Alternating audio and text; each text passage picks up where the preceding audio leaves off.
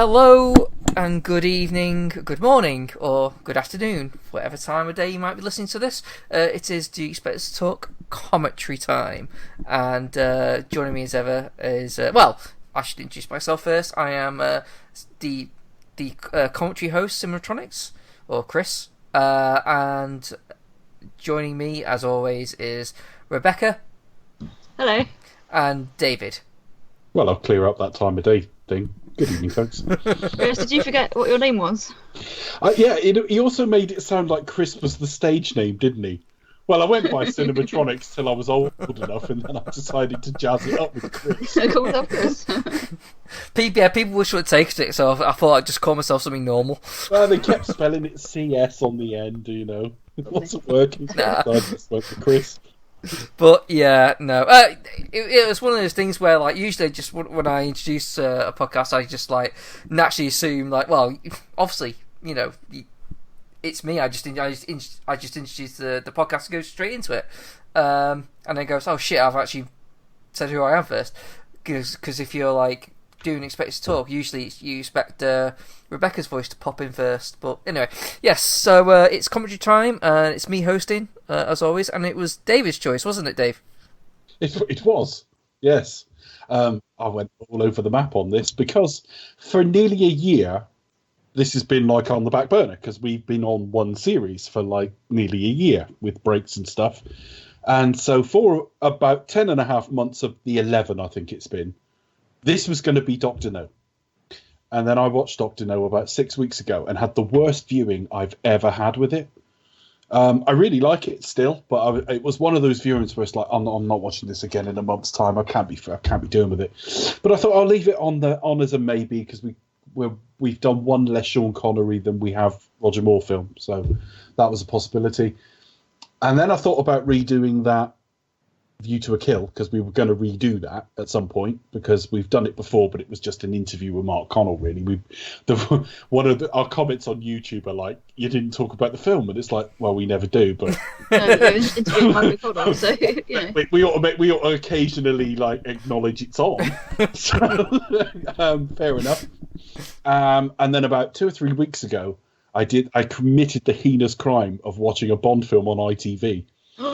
Which meant you wanted shit quality and advert breaks. It wasn't as nipply as the previous version I'd seen, but it was The Living Daylights. So I thought about that, but then I thought we really, really do owe listeners the best. And as soon as I hit on like what's the best one we haven't done, I've been really excited about it ever since.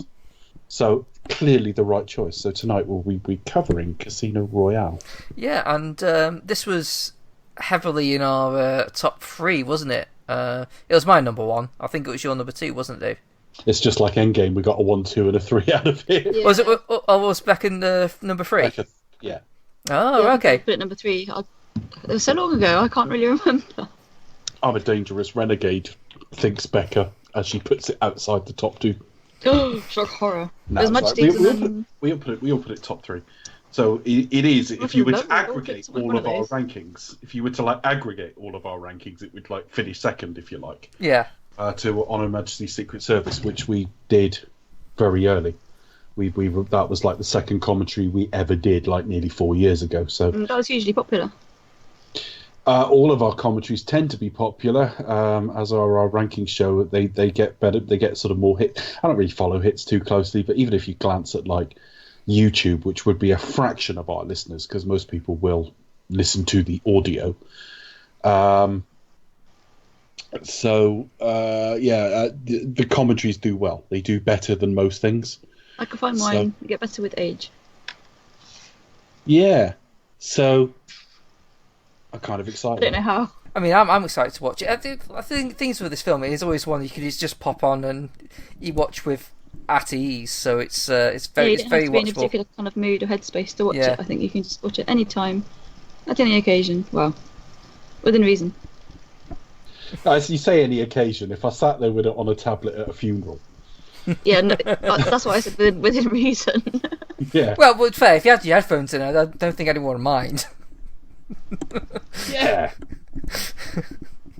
You don't really want to any sing. of the funny parts. You don't want to. Yeah, you might find yourself singing along to the you know, Chris Cornell. Do song. do do do do do. Oh my god, epic tune. So we're watching our Blu-ray copies, and we are on Initiate Mission. So assuming everyone has a copy of this on Blu-ray, we're just going to dive straight into it because it's quite a lengthy Bond film. I don't think it's quite the longest. It's not the. No, thanks to Sam Mendes. It's not quite Spectre, which has half as much No, plot, but for the time being, I think when Upon This Time was released, it was the longest. So you had like the longest followed by the shortest. I can't remember. It's all like they're all about a minute one way or another from Majesty. Yeah, it would be it's like a minute or two in it. A minute or so more than Majesty's, and I think Skyfall might be a minute shorter than this and something like that. And then Spectre came in like 7 or 8 3 minutes hours. long. 10 hours long. 2.5, which isn't ridiculous in and of itself, but you think of all the Bond films to be the longest. It had to be that one. I mean, when you watch Majesty's and this film, quite a lot happens. You know what I mean? Yeah. But when you watch Spectre, you go, this is a pretty standard Bond film. Forget the quality for a minute. You could squeeze it into an hour and a half if you really wanted to. Didn't stretch it out to 3 hours. Roger Moore's films feel longer. Oh. Octopussy feels about 4 hours, but no. That's because he goes oof for most of it. Oof. yeah, but that's his walking pace, Dave. You know, Yeah. it takes him longer to get to places. Anyway, to spice up this screening, I have various fun facts which I'll pepper throughout the film, mostly in the latter half of the film. Yeah. As I just come back off the latest JBR Operation Bedlam around some locations around Switzerland and also Italy, notably like Como, and we actually went to Villa del Barbianello, which is where Bond and Vesper recuperate. So I should have some fun facts about that when those scenes occur. Did you wear a kilt while you were there? No, but one of our number did. That was amazingly not the question I was going to ask. The question it wasn't even a question, it was more of an observation in that watching Becca report from this trip It was really bad, worst videos ever. It's a bit like when people go to Graceland. All that history and people are only interested in the toilet. And I was a bit like that. I was most entranced by the fact she had a photo from inside the toilets at Pitt's Gloria. And Pitt sounds a bit like piss. So I thought that was amazing. That was a fantastic pun. I think best tweet goes to Dave for your pun on the Pitt's What Gloria did I toilet. think of the toilets? Piss Gloria, yeah. But seriously, the bathrooms were amazing. I mean, they're very clean, obviously. And the decor, I can only comment inside the ladies. The decor was quite interesting. And then when you... This is going to sound really weird. One of our listeners, because you pulled the flush or pushed the button for the flush, whatever the mechanism is, they thought you'd just been. So I had a PM from someone really shocked that you'd like shown your own. No. It's like, no, I think she's just showing what a fine mechanism it is. Wow, wasting water. Shame on you, Becca. Well, I'm sorry to spoil the environment for just a few moments, but I think my carbon footprint is probably a bit bigger than that. The environment for a few moments. I'm sure my carbon footprint is actually a lot larger. Charge you like an oil company or something. that would be my apology if Put anything. BP to shame. Fucking great spill of oil in the North Sea, and you go, sorry, I spoiled the environment for a moment. No, I thought it was quite interesting how like you flushed it and there were some sound effects. Apparently in the men's it was a different sound effects that you hear. And then like in the mirror there were some little videos playing as well, but we didn't get that in the ladies. Toilety sound effects, like you had women farting in you. No. And in the men's you're imagining I think something you flushed, more. they went, oh James, or something along those lines. Whereas like in the ladies you heard like the faint sound of gunfire, which I think was pretty cool. And then in two of the stalls, if you kind of went in and shut the door. In Majesty's and the two hypnotism scenes. Yeah. And one of them is, you can't get a light show with the various lights changing on the ceiling. And you go, remember when you came here, you were scared of chickens. So I thought, I wonder if they're the same in both stalls. So I went next door. Obviously nobody was in them. And you got, the different hypnotism scenes. So when all the girls are in a circle and they've got the presents in front of them. So open the presents, unwrap them, etc., etc. And I was like, it freaked me out. I think it's it sounds really cheesy, but it's really good that the owners of the site have put that much detail into it. Obviously, there's a lot they couldn't include, for fear of facing an Eon lawsuit. But I think that kind of thing just adds. It's a bit more. If you're a real fan of the film, you'll notice those moments. And it completely shocked me, completely surprised me, but also makes it quite a memorable experience. Thing is, though, I also comment on the quality and the cleanliness of their bathroom. So yeah, top notch.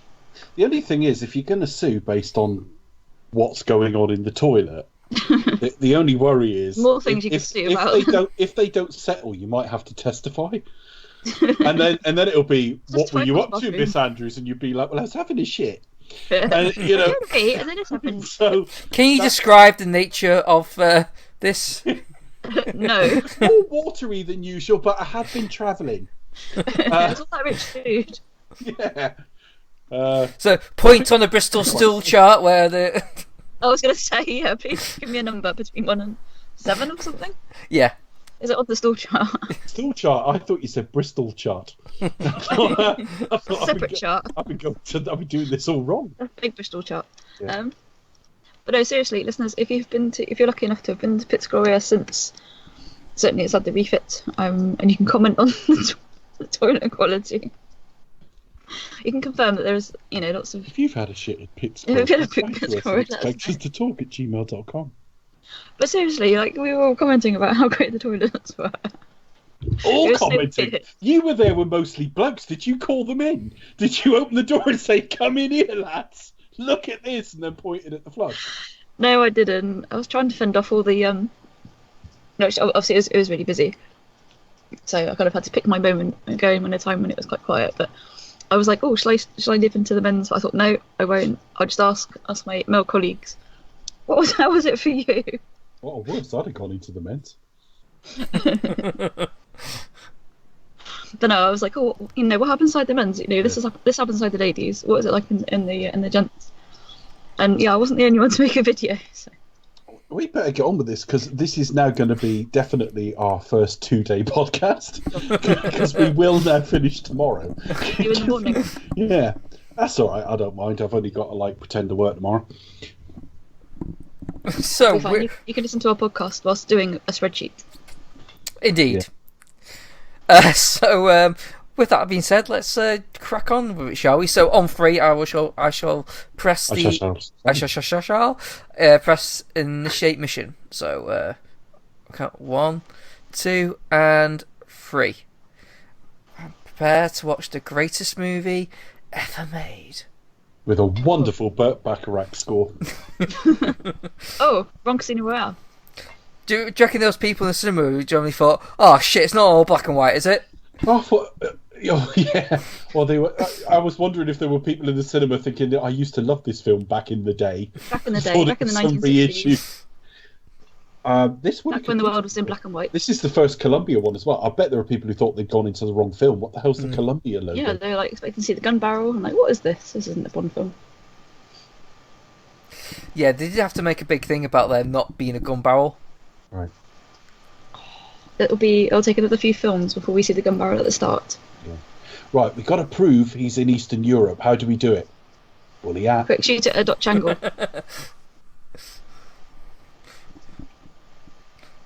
Actually, on a industrial estate in Slough. Equidistant between London and Reading, that is. Fun fact.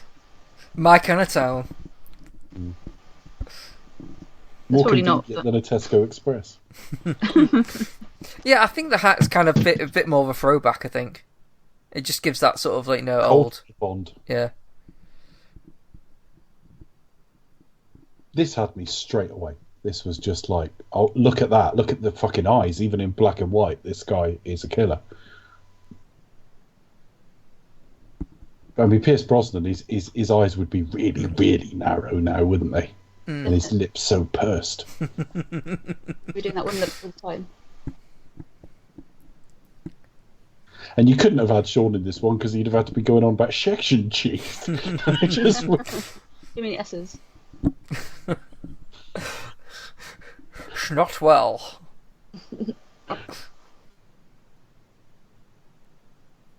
There's a deleted scene around this because we've got no context for where this is, but in the fuller version of it, Dryden says to, I think it's Dryden, isn't it? Whatever his name is. He says to him, not a cricket fan, are you? Because that's basically in the bathrooms at a cricket match in Lahore, Pakistan. Yeah. This bathroom scene's epic. Should have left the cricket in to, like, appeal to the American audience, you know.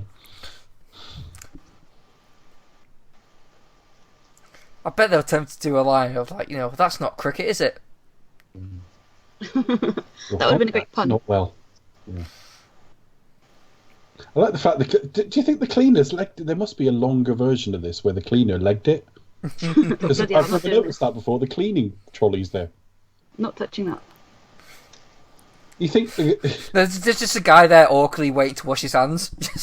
I think it's probably that guy. It's probably his contact. Yeah.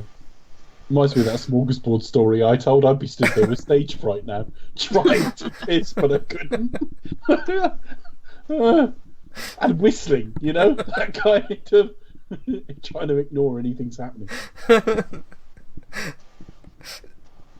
No, I'm completely oblivious to everything that's happening. No, Yeah, I couldn't have written that without giggling. It's two men in a public toilet, and his question was, "Made you feel it?" Did he?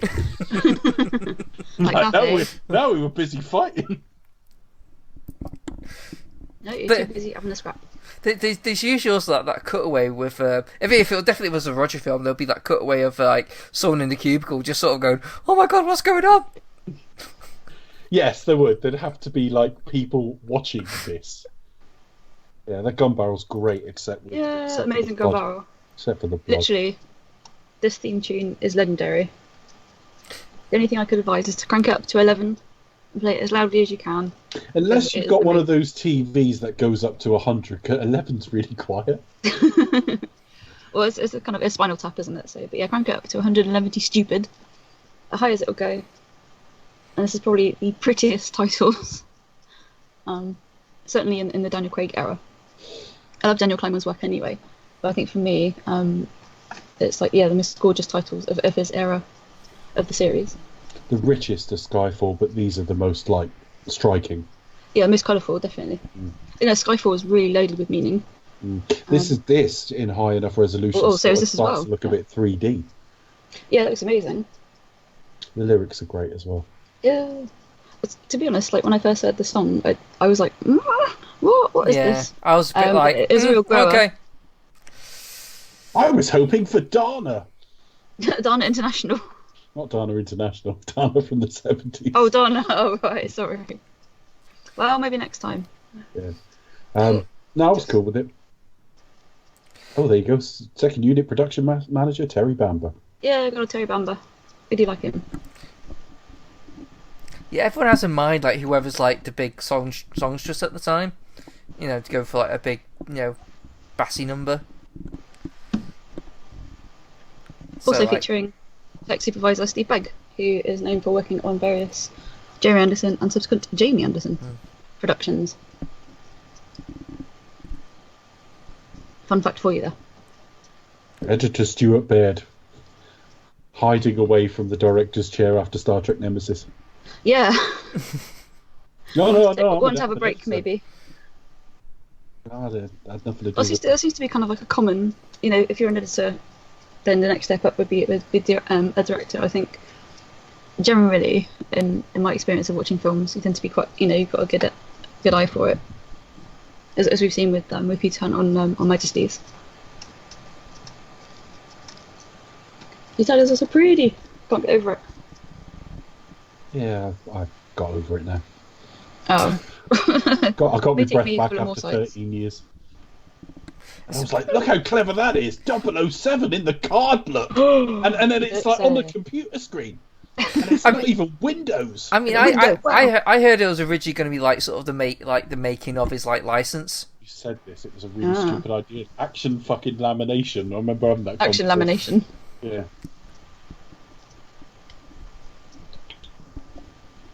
I would trust Daniel Kleinman to make anything work to a degree. But it was like everything's come back to life. You've got a decent, like, young Bond again, and he looks dangerous. And Brosnan so rarely looked dangerous. I think it looked quite good in The World Is Not Enough, during the scene after he left in Spain. He was all right in the banker's office. That was about it, though. No, it looked good in that film. Yeah, but he didn't look dangerous. That's not the same thing. I He was never very thought. 64. I never thought of him. Yeah, I mean, fancying him was a completely different matter. No, I know what you mean, He though. wasn't a dangerous. But you could argue, agent. like with Rog as well. There are probably times when you kind of thought it's probably only twice that I thought he would actually, do No, some damage. He was Bond for 47 years and scared me. 47 years. Just He was what one for Wilson. what a fresh like tone this is, like coming straight off. Dying of the Boston, Day. yeah. Just Mm. it just obviously feels like more grounded and more mature. We've Feels got one like to thank for that in the interim as well, haven't you? it really feels like the series has actually sort of caught up and moved on. And it's lost a little impact over the year. I don't mean quality. I just mean impact, because reboots are 10 a penny now. We've been through Mission Impossible. Nothing to do with that. It's just reboots being 10. Well, I'm not saying it's nothing to do with that, but No, the reboots is point, the norm. the the point normal I'm these making days. is reboots are 10 a penny. This was fucking brave at the time, Yeah, because you'd only this kickstarted it all, really. had Batman. And when you say, yeah, they rebooted it, well, there was a soft reboot in the first series, and it was only like 4. There'd only ever been about 4 Batman films in the modern era, not counting 66. So it wasn't as dramatic. It was trying to relaunch something that had sort of died on its arse. With this, you're attempting something completely new off the back of a film that had succeeded, no matter how much it had become to be a bit laughed at. Now, wasn't he in Black Panther? Yes, he was. He played Yes. the River Tribe Elder. The guy with the big plate in his mouth. Yeah, with Yeah. the big lip disc. I see. I'd have cast the black fella, but Mads Mikkelsen's all right, I suppose. He also played Hannibal, don't you know? Well, it's Stephen O'Bannon, isn't it? Yep, Stephen O'Bannon. He did play Hannibal, yes. I've not seen an awful lot of that. To be No. fair. That was such a good series, but it's so expensive. I haven't seen much of it. Check it out. Oh, I've seen a couple of episodes and didn't First series is like really it. good. Second series takes a while, but then you eventually get to not Red Dragon. It would be Red Dragon, wouldn't it? That one. Yeah, it would be Red Dragon. Yeah, Yeah. Red Dragon. That was chronologically the first of the 3. Manhunter is what I'm on about. Yeah, it's the same. Same story. Yeah, same thing. Except he had to turn himself into Brian Cox, not Hannibal, not Anthony Hopkins. He didn't have to do things like, hey! But you're nothing! Just ham it up. Brian Cox is quite a good lecturer, I think. Yeah, Do you but know- I kind of think he should sort of stick to just doing like stuff about physics. Yeah. I'm playing being in a keyboard band in of the Dream. Yeah. 80s. So yeah, incidentally, what I meant to say is the scene prior obviously wasn't filmed in Uganda, but in Black Park. So you can go and visit that field if you want to. And this is not shot in Madagascar either. No, this isn't. No. This is shot while they were in the Bahamas.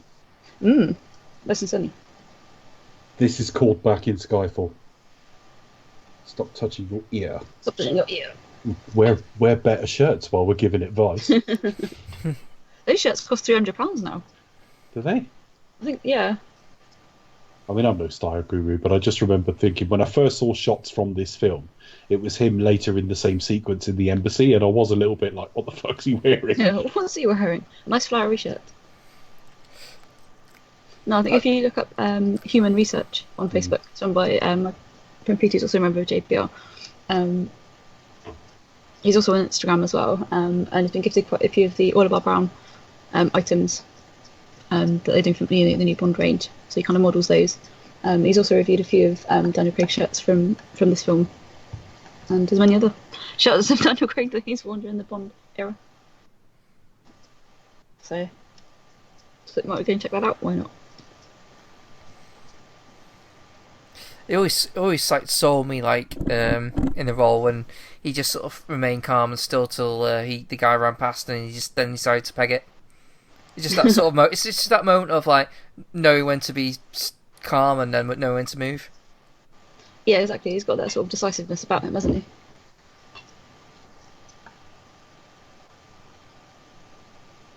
It's a great action scene. Roger would have just waited till his stuntman was ready. Like, finish his Yeah, he got his stuntman then. Yeah. Yeah, we're good with Sunburn and This was See, on see, the Roger. first- See, this if this was a Roger film, he would have given like I can't imagine Roger doing this. He would have given like a nod to someone. Yeah. He would have gone Yeah, you like see a younger, fitter man running up these poles. he would have. Basically, he'd have got as far in the scene as "Stop touching your ear," and that would have been it. Don't touch your ear. Then there would have been a shot of him at Pinewood there, just looking a bit sweaty, and that would have been it. Or be a close-up of him straightening his tie or doing his cuffs yeah. or something. Doing a judo chop. He never straightened his tie. It really bothers me when I watch The Spy Who Loved Me. When he's on the roof with fucking thingy, oh, what a helpful chap. He sort of grabs his tie, but doesn't straighten it properly, and it really bothers me. I want to resurrect Roger Moore just to have a word about that. I love all this. So that's visibly his stuntman there. I did notice that.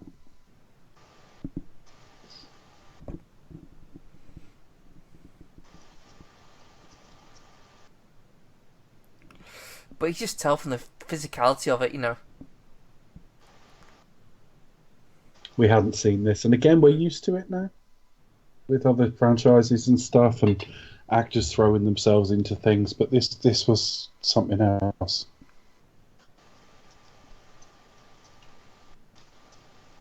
And just how it like sort of moves. I mean, how many minutes are we in? I mean, we're only really technically in the third scene, and we're into this big, massive set piece.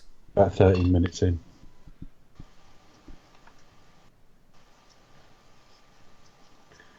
I mean, Roger would be on his second course of penicillin by now. He'd still be in M's office, like sort of showing how much he knows about. while the everything you need to know. While his minister's on his third cup of coffee, and The minister's going, yeah, and revelling in all the party wins for whichever fucking government he's representing this year. Flirt with Moneypenny, going feast for the eyes. Feast for the eyes. Moneypenny, you're better than a computer. Yeah. I'd think that's an. I'd be like, that's an insult. Not these days. There's more porn on the computer. Oh, poor Penny. I can see the My stuff problem is you never do anything easily easily. now. Actually, still Craig doing a reasonable amount. This is a really cool scene.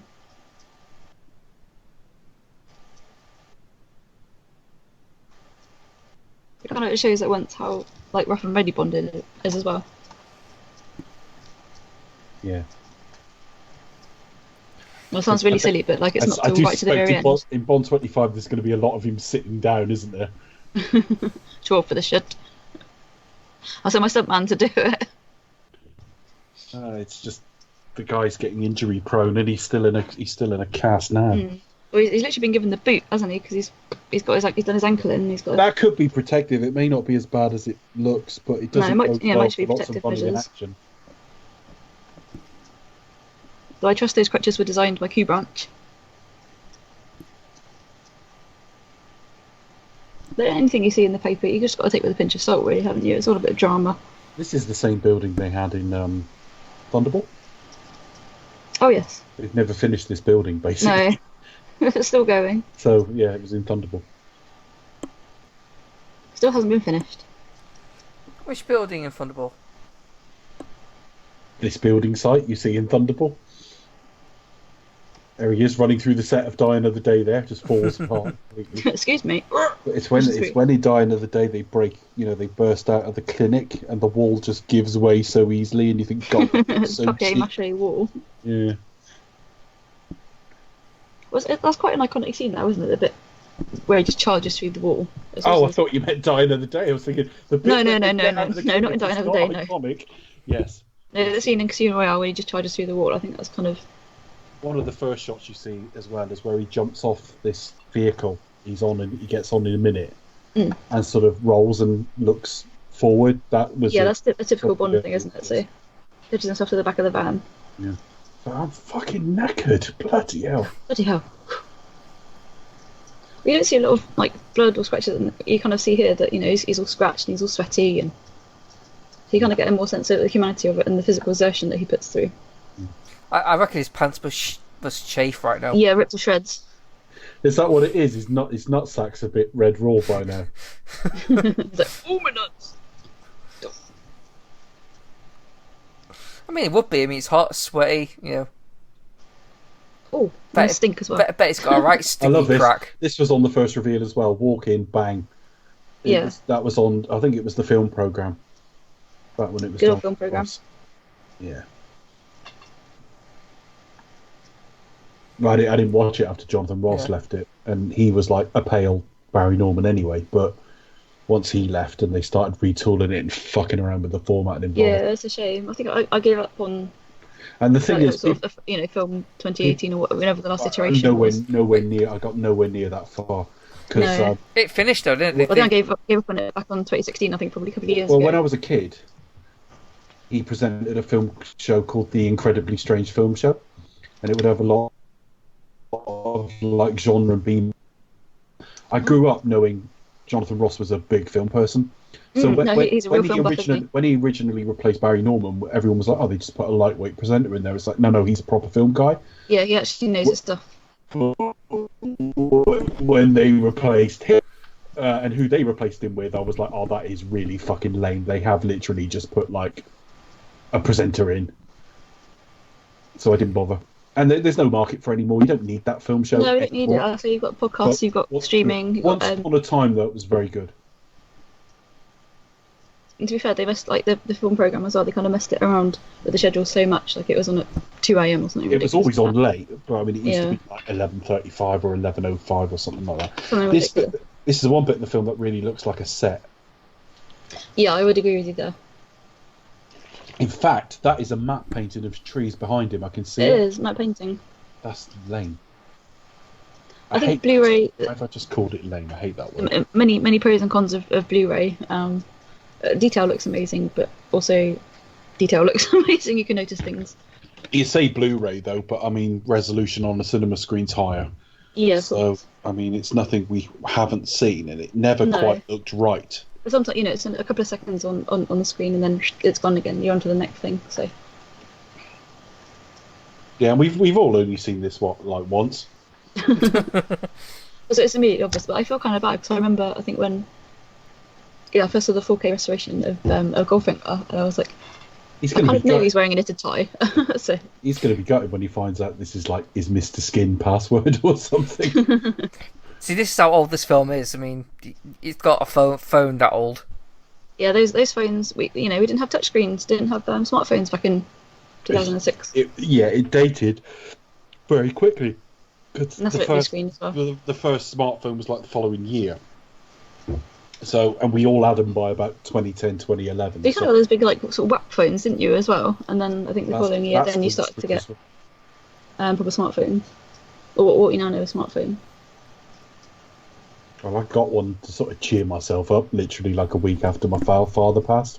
I was like, I need to buy something. Yeah. So I just bought a phone. Retail therapy. So that was February 11. That was my first smartphone.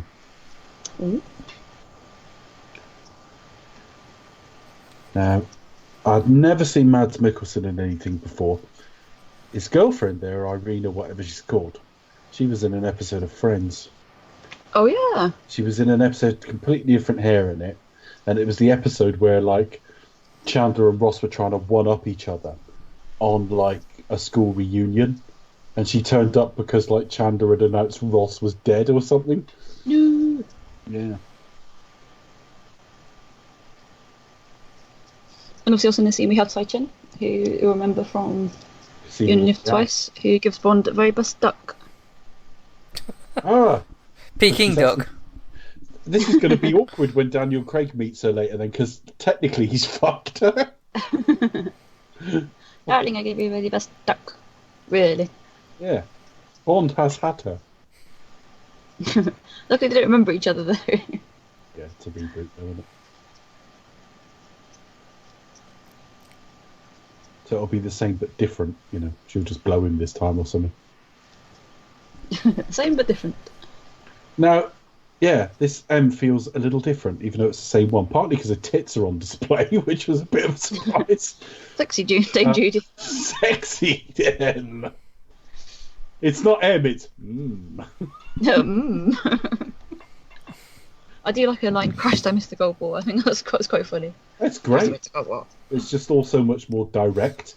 And also, the Brosnan... Am I seeing her cleavage there? Yeah. Jesus Christ! I don't know why I've just noticed that. There we are. The things you notice on Blu-ray number I've 247. just found myself staring at Judi Dench's tits. It's Fucking not hell. resolution, Becca, because back in the day when I was watching low-res porn, I could still make it out. It's like... Oh, good for you, I guess. Yeah. I don't know why I shared that. But anyway... Fun fact, folks. Fun fact, Dave has always watched perfectly viewable porn. Oh, dear. Yeah, the previous version, the Brosnan version of M, the M character in those films, was more of an accountant, much more of a bean counter, whereas she's much more part of the spy fraternity here, much more. Yeah, she's more active now. There are things you do not ask us, and she understands that life. I don't know why he's gone there. Why has he gone to her house to do this?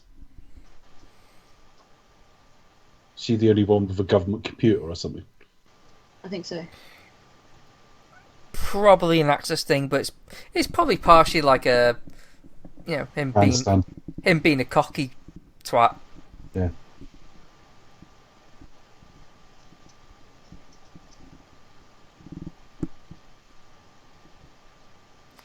I've got to say though, Daniel Craig has never looked better in this film. No, he looked pretty good in Quantum, although maybe his hair was a touch too long. They never quite get it right after this one. Because his hair's ever so slightly too long. It looks like he should be in the Monkeys or something in the next one. And then in Skyfall, they give him a silly military buzz cut. Yeah, no, he looks the business. He looked pretty good in Spectre. He'll look okay in the new one. He is obviously getting older, and there's no hiding that, but he'll look all right. My only worry is how much is he still going to be in shape when they do film? Because you lose that degree of conditioning quite quickly.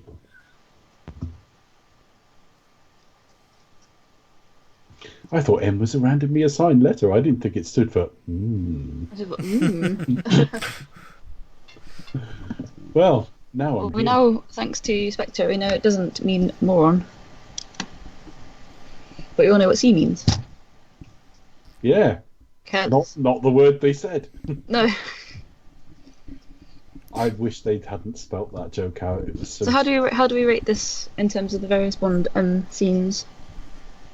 This one's pretty good. It doesn't always go in line with the quality of the film, because I think one of the very best ones, for example, is Moonraker. In Venice, not at the end where Bond's waving his knob around. No. Think we're on the world one more time. Goldeneye one's very good. Yes, that's probably one of my favourites. The Dr. No one's great. I just think it's really straight to the point, just because it's so late at night as well, and he's been out gambling and all that, and give us your gun. Yeah, give us your gun, let's have it. The Goldfinger one's break into my house right. again. And what did he do? The Goldfinger one would be good if I didn't inadvertently find it funny at the same time. It's just a personal vendetta. It's like, you fucked her once. It's a personal vendetta. It's personal now. She's up there with, I'm sorry, you loved her. It's always personal. Have you not known this in 50 odd years? But it is a good scene. I like the Thunderball one. I'm going through a lot of the early ones here. That's probably because I like Bernard Lee, but the Thunderball one's really good. Back in the Office, where it's like, you think this lead's worth checking out, sort of thing. What else? Yeah, there's quite a few. This series isn't short of pretty good exchanges. That was a good one, though. Oh, look, Bond drives a Ford in this film. I'm not had that yet. No, I just suddenly remembered. Oh yeah, he drives a Ford. It's like, shit, what's happened to the timings? Now he's in the Ford. There we go. Just remember the days when we used to watch a Bond film and we rarely saw London. Yeah, globe-trotting secret agent living the life we can all dream of on Docklands. But, I mean, how could they make it less exotic for you? You'll go and see a film at the Printworks next time or something. And here he is at the Mayflower Steps. Wow. Going undercover in Sheffield. In Sheffield. Learn why everyone's talking about steel. Undercover in Salisbury. They're filming in Scotland again this time. Yeah, so they go into more glamorous location to get him where he apparently is living, and they're going to bring him back in retirement to go to Scotland. Like, James, if Doesn't make you're any not too sense, busy, does it? we've got someone somewhere colder and more miserable for you to investigate. I bet that's where the climax goes. It's like, oh well, it worked well in Skyfall. Well, at least there's a shot. There won't be the fucking DB5 in it. No. They've picked another fucking Aston Martin, but another historic one. But at least it's a change and a bit of a statement of intent from that director as to the type of film he's making. But I'd like to know how they get around the fact that they blew that car up in The Living Daylights. It's not the same continuity, is it? Well, I know, but still, I'd like to know how they get around it. Well, Because it's not the same continuity. Well, they you made can a ask new the same one. question a third time if you want. But it didn't happen. Although it is literally the same number plate, so it is a bit like, why don't you change it to something else? We get it's the same. Well, exactly. That was my yeah. reasoning behind the question. But yeah, it's not technically the same car, but it's No, the same car. it's a different line. Yeah. So I kind of miss this Also, kind of. I really hope they do that chase along the coastal road. yeah, the thing is, there's rumours that's for Black Widow, isn't it? Hmm. You're on about the long sort of inter-island road thing. That Yeah. snakes around and looks amazing. It looks like a Mobius strip, but Yeah. obviously isn't. It's not unlike the roads you see down in the Florida Keys, but much more sort of twisty than that. This is very handy. This guy used his phone right in front of the camera, Yeah, and all well, so times convenient. that. Yeah, it's good for us audiences to see. Yeah. But I do like this. Bond just just on a whim. I'm just gonna see Let's what I can try find. this as lunch, yeah. Bond's actually doing the job.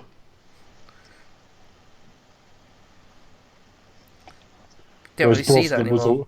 Brosnan and Moore were always a bit like, who can I finger for information? Just a bit, yeah. Oh, I'll meet that guy. Right. He'll lead me to this guy, and I'll meet that guy, and then He's thinking, Set I don't piece. have It's to a supply fuck him. chain, isn't it? Hope I don't have to fuck him.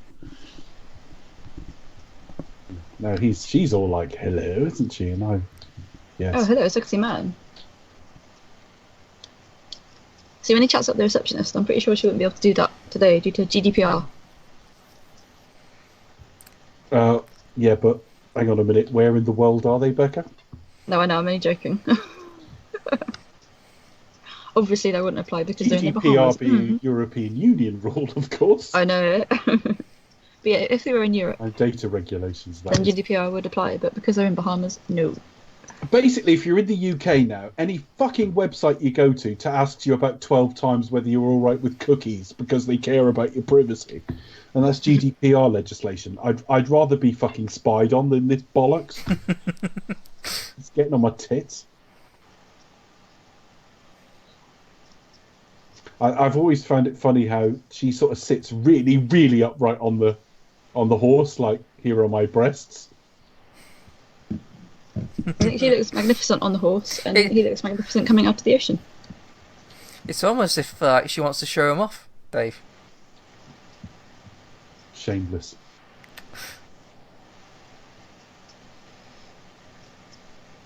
She just whipped him out, let a bit of sun at him.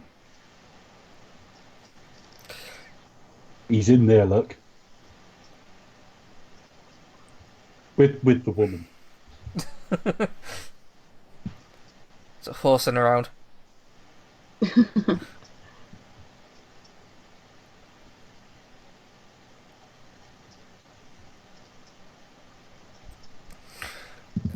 I've just a quick question. What if that's not her husband? Who is it? Exactly.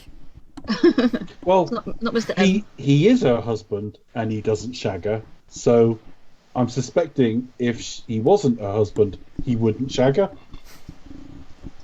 Maybe just a hot date that she picked up for the night.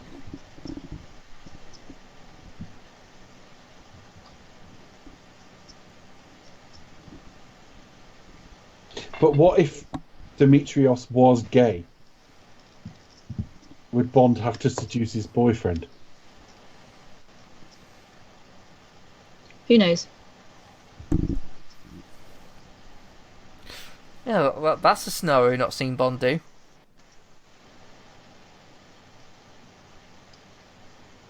He was dressed very similar to that in some of the leaked shots from the set in Jamaica from the new film. That sort of black shirt. He reminds me of Dalton in this sort of little stretch of the film. In what way? Which? Just very no nonsense. When he's gambling with him in a minute, it just feels very no nonsense. It's like, yeah, there hasn't been a Bond like that in so long. That really, I mean, it's quite clear what I think of the various Bonds if you've been listening to us for years, but that isn't really to denigrate his predecessor. It's just a change of tone and a welcome one.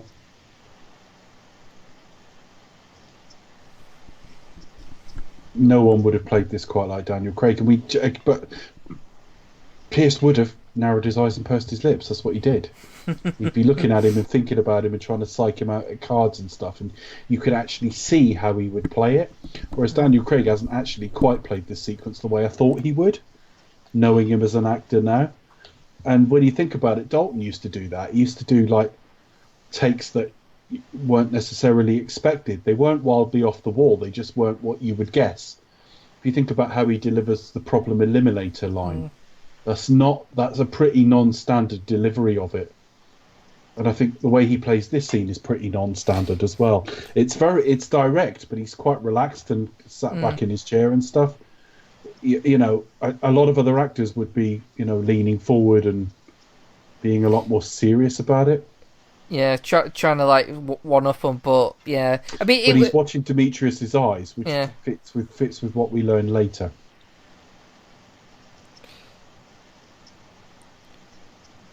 Yeah, it works well because it's just like complete at ease.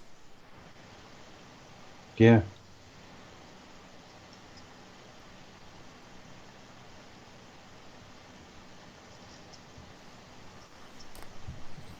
Yeah, give him a chance to win his money back. I'm going to fuck his wife later, so and steal his car.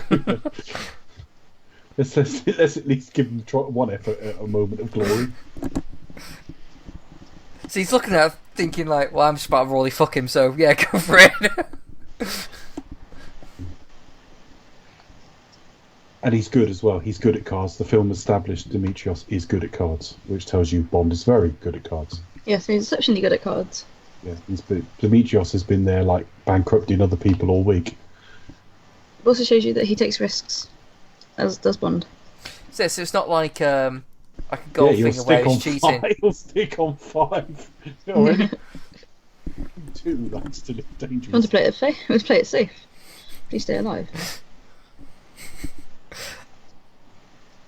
I'm going to stick. I too. I suggest you play, sir. I'll stand. It was even small things here, like it's the first time I've seen Bond where like not every hair is absolutely frozen in fucking place. You know what I mean? They had this obsession with the hair being perfect to the point they even used like part toupees on like Brosnan, who's got effectively a full head of hair.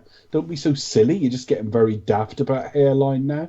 And here it's like they've just gone with more natural. And if he gets a bit ruffled through a scene, that's okay. And again, that sort of thing loses impact over time because you rinse and repeat over later films. And we get used to the fact now that Bond gets hurt. But like, if you watch all the Bond films in order, it's only when you get to The World Is Not Enough he even sustains any real injury. I mean, he does get shot in the leg, I think, in Thunderball. But anything that sort of sticks with him, and even there, it was hit and miss how much they used it. This was the first film where Bond was a flesh and blood human being for so long, if at all. I think he's quite emotionally vulnerable in Majesties, obviously, and it's no surprise those two films are my top 2. I think she's kind of a bit underrated as a Bond girl. What, Solange? Yeah. I know she's like a sacrificial lamb of the film, really, but she's fit. Well, she's not just fit. I mean, you know, I think she's very fit. She has a nice horse. Let's put it up. No. If you've ever had a nice stallion between your legs, write to us and expect us to talk at gmail.com.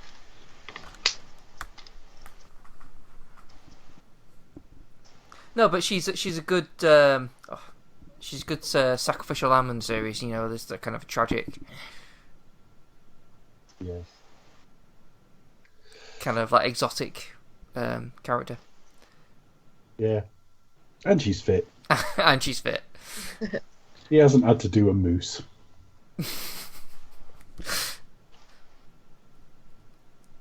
Can you imagine if like they did that these days? What? Bong shags a fatty just for the things I do for my country. Yeah. And when he comes back and she's like dead in that hammock, he's like, Christ almighty, another fucking 5 minutes and I'd have finished in that.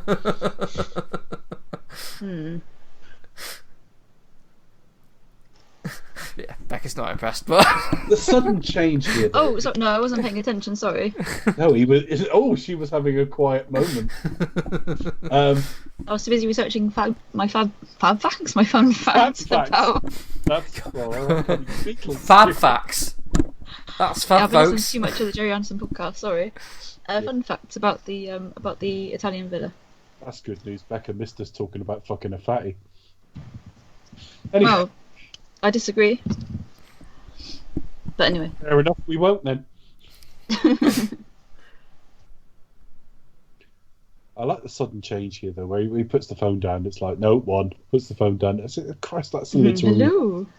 You see the sort of the attitude anyway, not specific moments in those books, but yeah, you see the attitude 2 or 3 times in this film where you go, this is the closest we've come to the literary Bond in years.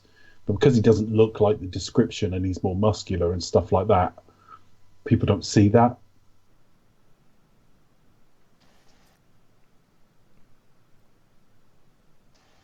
Oh, it's me husband. Right here, love.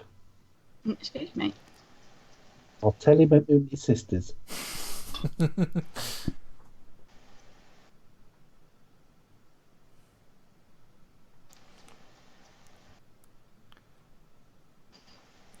I reckon she's well good. It's like, fuck. Yeah. I've nearly got a right filling then. And you have all night to question me. Can you imagine if that's what happened now? He just asked her questions. So, what's your favourite colour? She's there slowly going bone dry.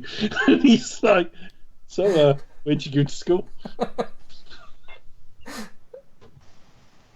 I don't know if we're Ruffians. He's hanging up now.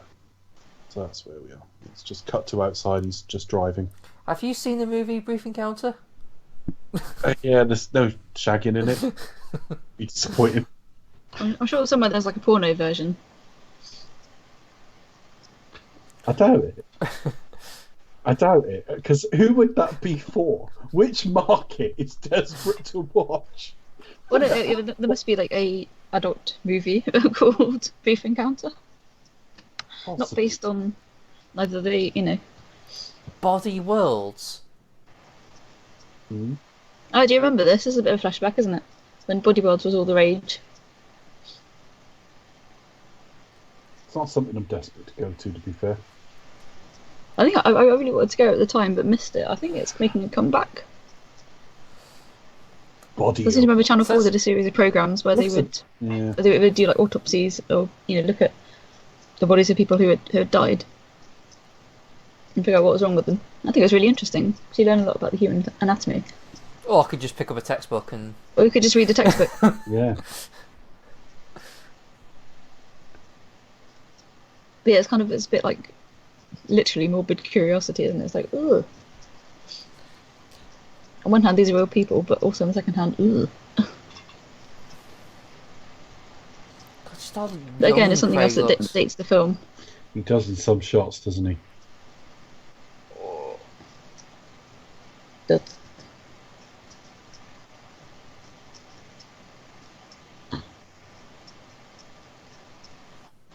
Daniel Craig pouts a lot in his films.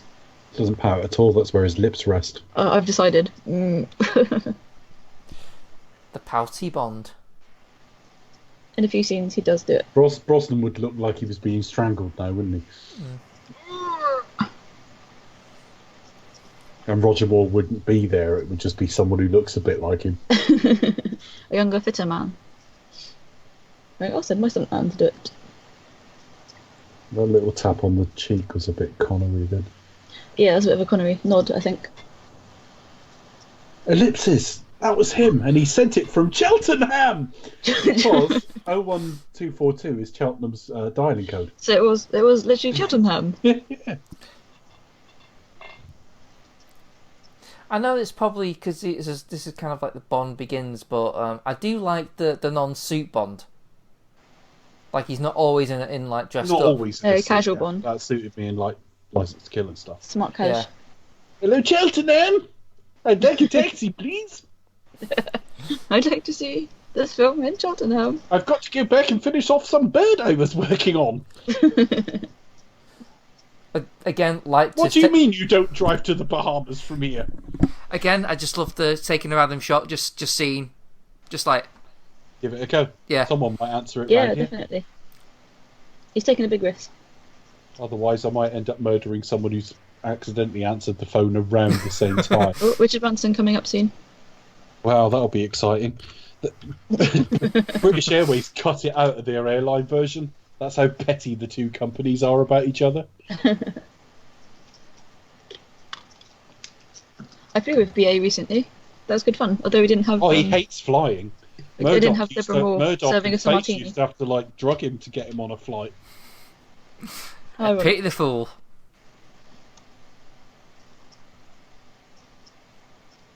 Having said that, it's a loose coincidence because BA did not stand for British Airways Baracus, did it?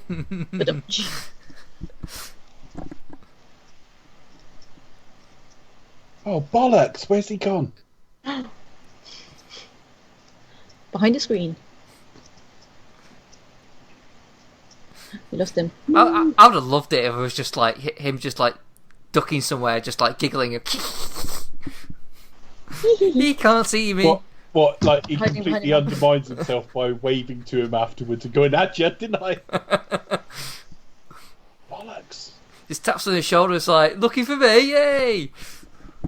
There's only really two parts of this film that get any criticism generally, and this is one of them. A lot of people don't like this action sequence, think it goes on a bit long. All that and Ellipsis was literally the code to that door he stood beside now. Hi, soon to be out of work actor. Yes, it's Bond. Where's Rory Kinnear's? Where's Roy? What was his dad called? Roy Kinnear, wasn't it? Where's Roy Kinnear? Yes, that's the one. Yeah, it's a working there. He's fucking a pig in a Black Mirror episode, but he'll join the franchise shortly. I'm sure. Only episode of Black Mirror I've seen. I'm like, all right, that's what Black Mirror is. I've watched so little TV, I miss almost everything. The new few episodes are bobbins, basically. So. Yeah, I've heard. Some of the other stuff is good though. Yeah, I'll get to it. I say I'll get to it at some point. It's on your watch list. Yeah, but it'll be like 10 years' time. You know, I'll suddenly go, all right, and cram a few of them. I don't watch a lot of telly. I've got nothing against it. I'm not looking down my nose at it at all. I just never saw it. And it was like 3 series in being really popular before I even really heard of it. And then I watched that first episode where he fucked the pig, basically, just to sort of get a feel for what it was like. And I was like, all right, that's kind of what it's like. All right, then. Yeah, it's all about schlock and shock. But I like Charlie Brooker stuff generally, though. So. See, I've hardly seen any Charlie Brooker. I've read some of him in print. Yeah, in some of his books. But I've never saw Screenwipe that one. No, Screenwipe was always a highlight end of year. But obviously he's very busy doing Black Mirror the last few years. Hasn't been able to do it, so. But he's always pretty much spot on. He's actually really good fiction writer. Yeah, definitely. Apart from the last few Black Mirrors, because I thought a lot of them just like were just repeating himself and not saying much at all. But yeah, back to Bond. These scenes at Miami Airport are not actually at Miami at all. It's like Watford It was actually shot in Royale, sorry. See, Yeah, telling me the film lies. I thought it was like Watford or something, or the Top Gear test track or something. It was, yeah, Dunsfold Aerodrome, Dunsfold. aka the Top Gear test track. I was right then. I think I mentioned that as a fun fact when we originally reviewed the film many years ago.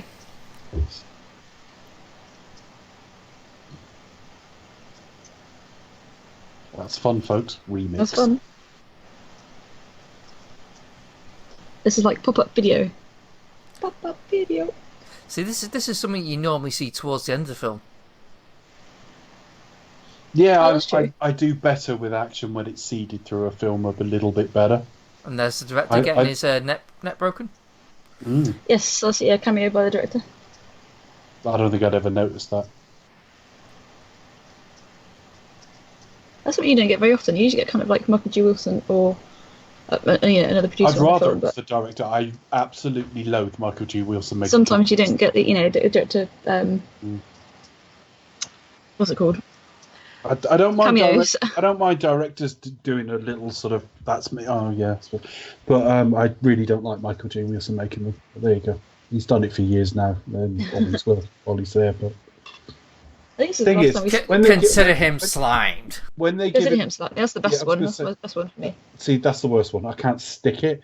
He can't deliver dialogue. He's not really an actor. Having said that, I have seen him act in things. He's not really an actor, so he tends to balls the line up. And when he doesn't have a line, you just think, you're not the director. You're one. He sticks out, doesn't he? Producers. Also, I just think I sort of think, who do you think you are? And I know he's been involved in the series for years, and I know he's written for it for years. But I just think it's a bit of an insult to the director. It's become a bit of fun, really, isn't it? It's like we'll give him a scene. But if you were going to have a creative mind from a film, make a cameo, it should be the director, not the old man in the back.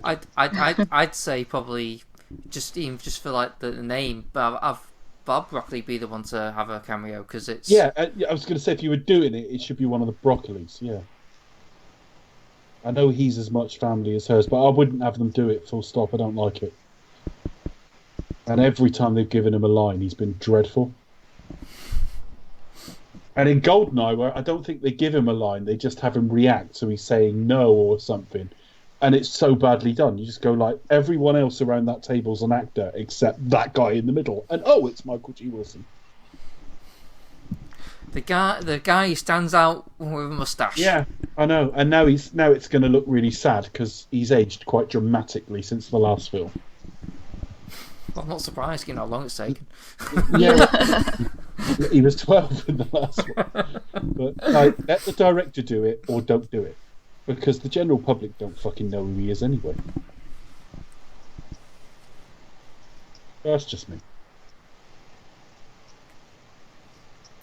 Got no problem with the guy. I mean, he wrote for it for years. He's been a real asset to the series, but I don't know. Well, just waiting for them to sell it. Mm.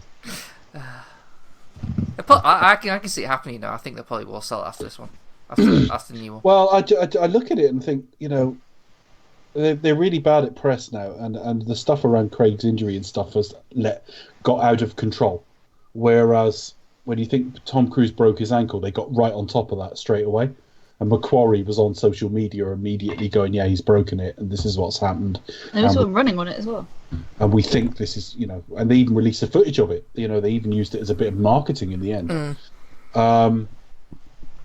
Left it in the film as well. Whereas Eon tend to do the stiff upper lip British thing, even though neither of them are British.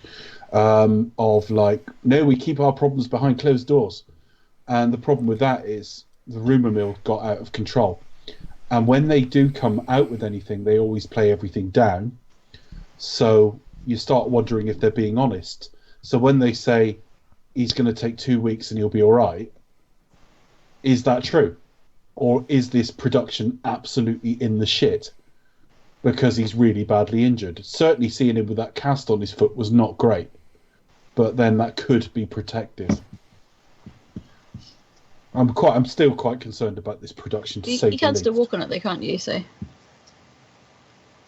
fine, but that just means every stunt is going to look really obvious because it won't be him for any of it, or they're going to have to downplay the action.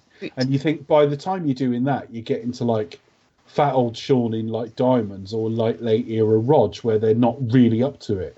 No. I'm not saying that will happen. I'm just saying that's my concern, depending on how serious this injury is. Now the delay means they're struggling to get Rami and Daniel together.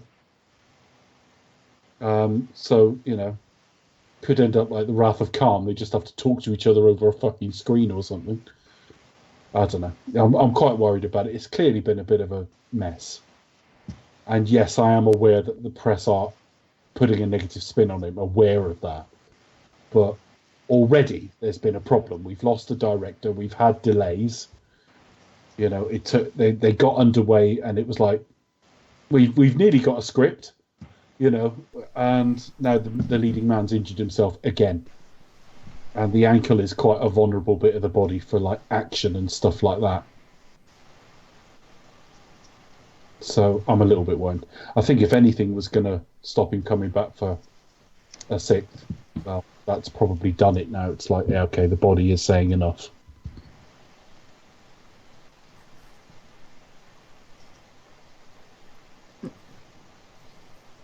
I love the little smile on his face coming up. It's good reveal, isn't it? Mm.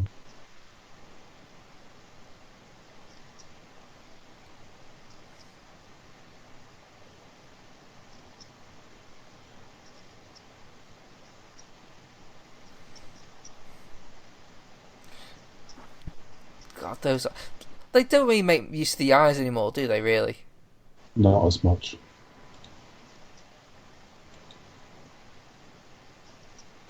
I say not as much. The last two films have been directed by the same guy, so see what the new one does.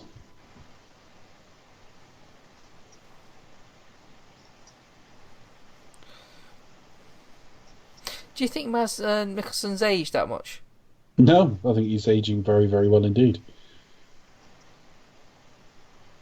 I imagine there's little subtle signs of aging, but they're fairly subtle in that you could dump Mads Mikkelsen now into like this film and it wouldn't look dramatically different. Whereas Craig's aged, obviously. Still looks fit, well and capable, but he's aged. I think the only worry I've got about Craig is not the aging, it's the fact that I don't know if he can come off as the primal force of nature in the same way. The first two films where he was straight in on people and like fucking no nonsense, and a lot of that's been de-emphasized in the last couple of films as well. Well, I don't know, Dave. You're not playing to his strength. They could ask the question whether Bond's relevant. I mean, they could do that. What, whether MI6 is relevant in today's world, and questions about accountability and doing things the old way. And do we need 007 anymore? Or... Do you know while they're thinking about whether the old ways are the best, I think they could use like various things to illustrate like that, like the DB5. They should roll that out more often. And have like things about the past coming back to haunt you. And I think we ought to be at the sort of centre of what was our empire, though, Chris, when we were relevant. I think we ought to be in London. Do you know what really would be great, though, is if he goes rogue. Oh, no. Or if he goes rouge. Yeah.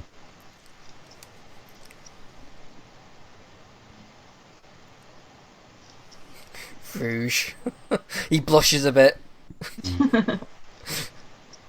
Like Rogue One came out, it was like lots of rouge ones that. Oh, I saw it. Or they put a tracker on him. Yeah, because that's been done. I sometimes think like Mendes was like, I am a big Bond fan, and like Purvis and Wade are like, yeah, we love Bond. And I'm thinking, you didn't fucking watch any of them though, did you? Even the ones you wrote. We got this thing we can track you with. It's called Smart Blood, so it means wherever you are, we can track you. And it's like, but. Fucking hell. I mean, they could have just had something in the script that said, do you remember that thing we did a while back? Yeah, it's still active. Yeah. We're going to put it in your blood. We're actually going to put it in your blood this time, because in your arm you can just fucking fish it out. And I'm not being funny, but that cannot... I mean, the idea of smart blood just sounds that far-fetched that it actually doesn't sound like a good idea. The idea that you, put foreign technology in your bloodstream, that doesn't sound... I mean, that sounds like a health risk to me. It's also the fact that, the next time you're off duty, you go and donate blood, and then MI6 end up following some cancer patient from Bristol.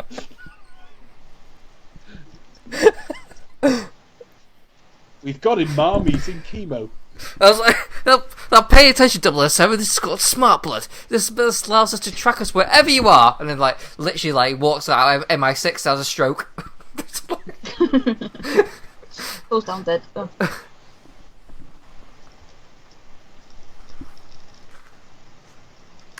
Yeah, side effects include nausea, leukemia, and death.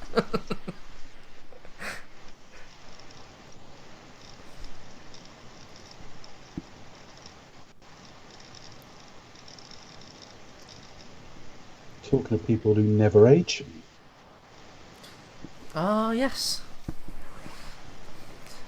Isn't this Tim Burton's new Muse? Yeah, you said this before. I looked it up and I wasn't sure. I haven't seen that they are a thing. I don't know. Last time I ever heard anything about her with someone, she lived with some guy, but I don't know the truth of that. Nah. And every time I look, she just closes the curtains.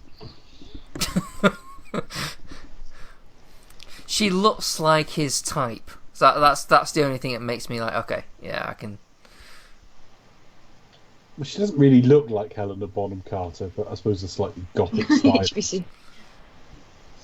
She's too busy doing Harry Potter. Oh, excuse me. Or Harry. Well, not doing Harry Potter, but you know what I mean.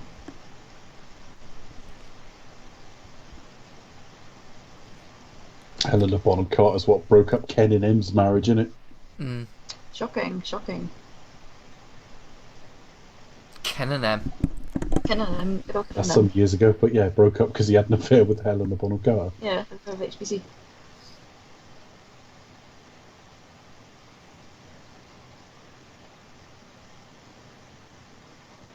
Imagine if Chris wrote this. I'm aware of Snap. You could do it with your northern accent. Yeah.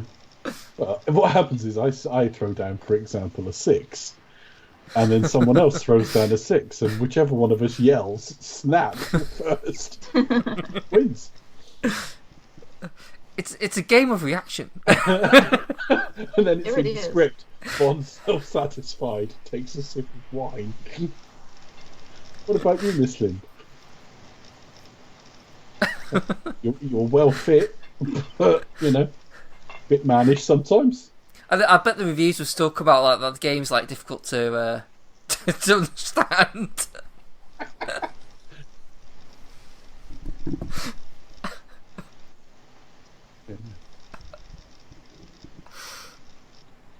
Do you know the thing? It wasn't that they changed it to poker. I think it's the name Texas Hold'em Poker. It doesn't sound classy European casino, does it? Hmm. But there you go. Yeah, it feels like you're going to be sort of in this kind of smoky Vegas casino Or saloon. Yeah. Where everyone wearing those cowboy hat type. Telegram for Mongo.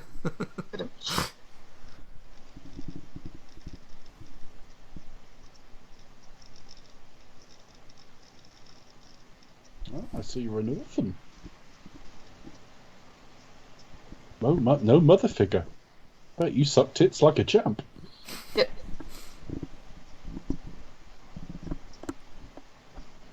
You've probably seen mine. I was in The Dreamers.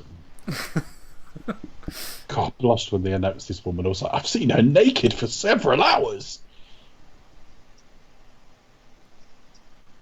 Yeah, she didn't do much before then, did she? No, she was about 23 when she was about 22 when they shot that film.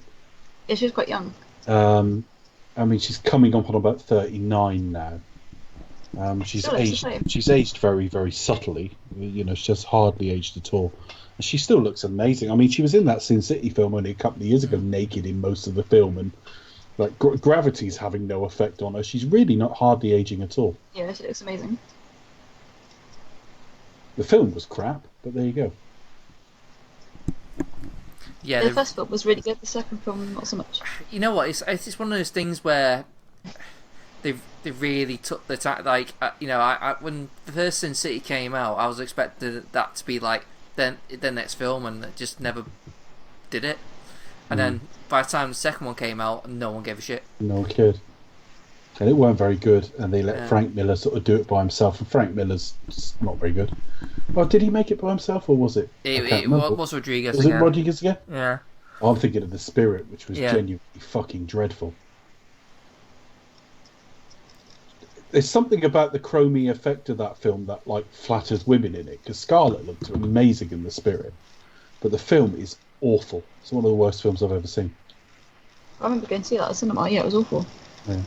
It's kind of like before the boom in. But the problem is, it sort of picked up a bit about halfway through, just a little bit, and I was really disappointed, just because I thought this is so bad. This is going to be one of the all-time worst films.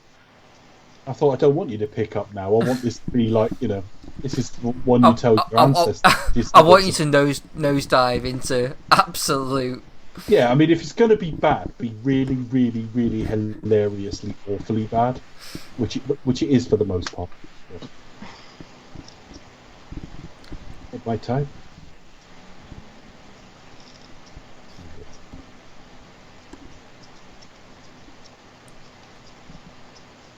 I think I pretty much like every single scene in this film. You keep forgetting that's a really well written scene. That's a Fleming line as well. It's the piffiness of him. Yeah, and he's quite smug there as well. But again, not overdoing it. He's not pulling all sorts of expressions to her. There's just a slight hint of like, yeah, I've done it. Fair enough. I've just blown my cover, but sod it.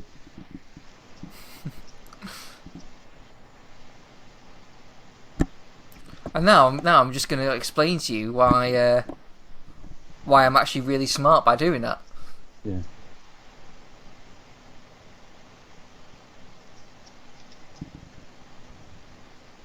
Yeah, she's right. Now we know something about you, and of course, we know Vesper's arc now. We've seen this. Well, most of us did going in because her portrayal in the book is somewhat famous, but now we know the arc. She is just trying to keep him safe. She wants him to lose organically and naturally, and then she won't restake him, and they can get out of there. That's all she wants to happen. She already knows at this point has to lose effectively. The only problem I've got with this, he gets into this car now and it's got real sport seats, and I'm thinking something about that's not quite right with him in his suit, but there you go. Still cool.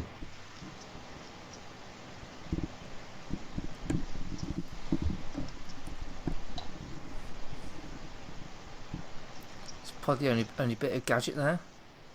Yeah, top one open just as a little tease for what's coming later. Oh, what was that? Too late. This is a beautiful little area, this. See, is that the Brosnan Wolfer? I know nothing about guns. People who are listening, particularly in North America, might know more than me. I've got no idea. If you put a picture of him with, say, the P99 next to him holding the PPK, and tell the difference, because the P99 is like a bigger, meatier gun. But I don't know anything about guns. There's been all sorts of variants, and I don't know. Do you prefer this in terms? Do you prefer Craig with the smaller Wolf of the PPK, or would you prefer this one, the meatier one? As far as I've got a preference, I remember when they changed it for. Well, I can't answer it directly. All I can say is when they changed it for Brosnan, and I think it was Tomorrow Never Dies. I remember consciously thinking that looks a bit better. Everyone was outraged by it. By the next film, he had the PPK back again. He's had different guns over the years, so that was it's Michael G. Wilson getting arrested here. That's his character film. He's a chief of police. I'll play a bit of a ladies' man because I'm so fit. He basically what it is. He fancies himself as the Stan Lee of the franchise. Yeah, a bit like that. I mean, obviously it predates that, so it's more of a sort of Hitchcock thing, I suppose. But it's just, I don't see it. I just don't see it. No. This is his artistic input to the series has been considerable over the years, but he's not the important figure in Bond history. Cubby didn't make cameos. He hasn't directed any of the films he's making cameos in.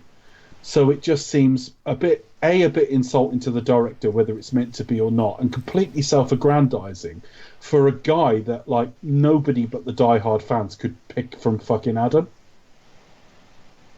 Whereas like Stan Lee was somewhat known, and obviously Hitchcock would have been known. You could have gone to see a Hitchcock film almost without knowing it's a Hitchcock film, and then if you spotted his cameo, you go, "Oh, that's Alfred Hitchcock." I like the scenes with the suits and the. She doesn't wear a lot of makeup in The Dreamers, mainly because she's like bollocky and in the bath through most of it. She doesn't need to. She looks really, really good, natural. Yeah, she's like beautifully natural. Yeah. Naturally beautiful. Yeah. And he's just handsome generally, so. She's now doesn't need to wear much makeup way either. too young. Eva Green in this film is now like way too young for me. Not that I'd ever have a fucking chance anyway, but she's now like, there's something not right about fancying someone when they're that much younger than you. But yeah, she doesn't. But this scene where he dons the tux is like, oh yeah. It is. I'm glad they don't belabor it too long though. Yeah. No, it's the best scene in the film. Well, apart from that scene where he's semi-naked. But... Apart from all the other scenes.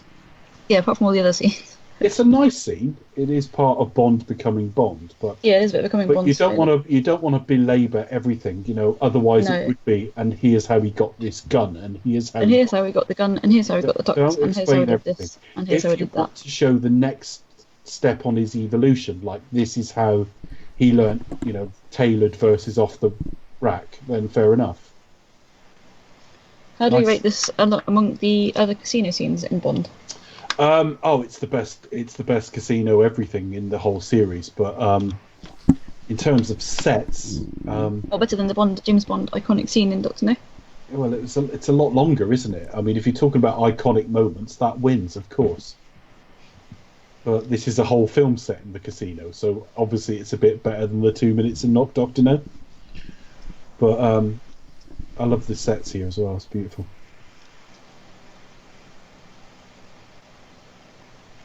Plus, he's about to teach him how to make a wanked off, not fingered.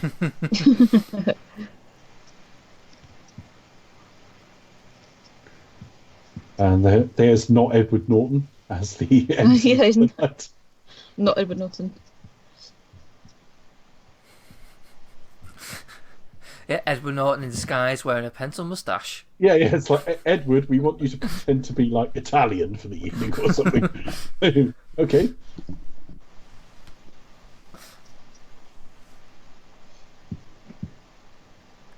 And there's the camp banker. Hello. He's great. It's like they sort of like tried to like get someone like David Williams, but not David Williams. Yoo-hoo, Mr. Bond.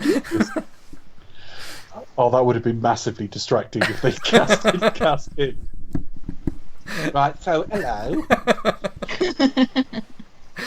You put the number in I think he would love to play Bond, literally. And, Which is true. Yeah. Oh, you just like to push my buttons, don't you? Yeah, snort. Or you could have had the tailors from the fascia. Prod here. Ooh. Ooh.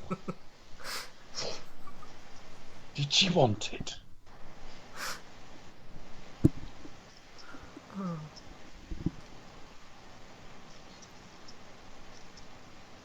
All shot very different. Just keep an eye on the different styles the stages of the games are shot in. It varies from version to version. We start quite traditional here, but it will becomes more choppy. the format. It's not so much choppy. It changes with the stage of the film we're in a few times. I like the array of different characters around the table. I'll have a baby sham. Yeah. I mean, they could have gone full cliche and have a Mexican-looking guy. Trying... Yeah, it should have been like the start of The Naked Gun. Yeah. The Ayatollah Khomeini should have been there. Yeah, like some sort of general-looking guy.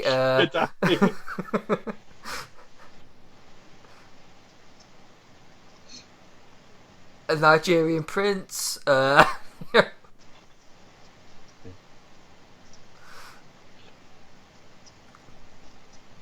Look at that fitty! Everyone's thinking. They're probably yelling out in my version of the script, but they're thinking of this version.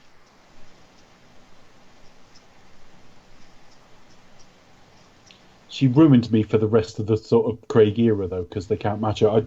I do, in terms of like little crushes, if you like, I do have a bit of a thing for Lea Seydoux, but like, you started with Eva Green, it's like, well, nowhere to fucking go after that. I mean, to be fair, I think they do. At least the series does try and make a point of that because she's supposed to like linger on his character. Yeah. So I think if you're gonna, so in the next film he doesn't even shag her. In the film after that, it's one or two scenes. Yeah. And after that, it's Lea Seydoux, who's a very, very different physical type anyway, if French as well. But yeah, that's the only one where they really sort of like tried to do the romance, next love of his life, and completely. I mean, they didn't failed. do it that well, but Lea Seydoux like beautiful as well. I remember I first saw her in, I think it was Ghost Protocol actually, and I remember thinking like, who's that? And then she had little cameos here and there and stuff. Like she did stuff like the Grand Budapest Hotel and a tiny little cameo. Which is really good, isn't it? She's unusual looking. She wouldn't be to everybody's taste, but yeah, that's what you want in a unusual Bond girl. looking. You want you want that kind of European kind of. Yeah, Lea Seydoux in look is like a perfect Bond girl for me anyway. But all right, waiter. I'd like hang on. No, 2 measures of vodka, 1 of vermouth. Throw in an egg white. Some sardine juice and 1 of those little umbrellas. Maybe 1 of those 2, keep the fruit. Okay. Oh, and when you come back, pour it on my rocks. Okay. You done now? Can we stop talking about like egg whites? But then nobody complains when he uses his inhaler. So. Well, why would they? He didn't stop the game for 5 minutes to do it, did he? We hit the game for 5 seconds. So. Yeah. To be fair, that's true. Bastard. I do wonder whether the inhaler thing is just a ruse or something, because you never see wheeze or anything. No, that's true. I think he had it in the book though, didn't he? Yeah, they were, apart from obviously having some. He also had he also had a cane with a gun in it. They have to have some kind of physical disability, don't they? Unfortunately, so. And he was a fatty in the book as well. I think. I do get confused. They trimmed him down. Yeah, generally they're kind of foreign and got some kind of physical impairment. There's plenty of protein in this. So you're up for the day. Guess I'll be a 5 a day in that one. It's like a meal and a drink. Fuck Slim Fast, I could get wankers and stay muscular.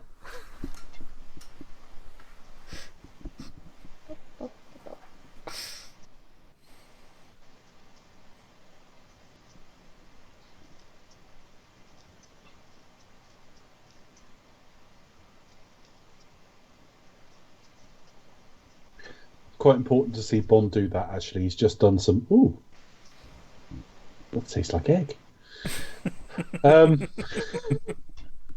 sure about the fish juice in it, though. Must ask the barman if pilchard juice is an acceptable alternative.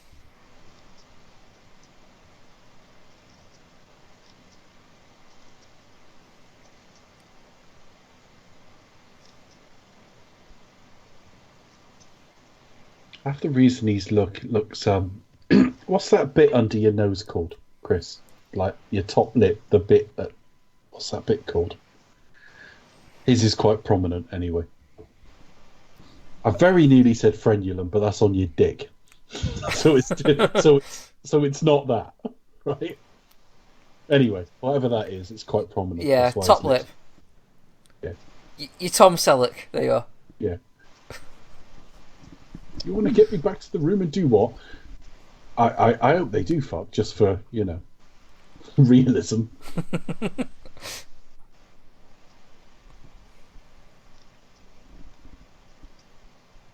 They just got like a tape of like sex sounds and they just like play that.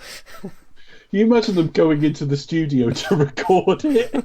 Headphones on, yeah.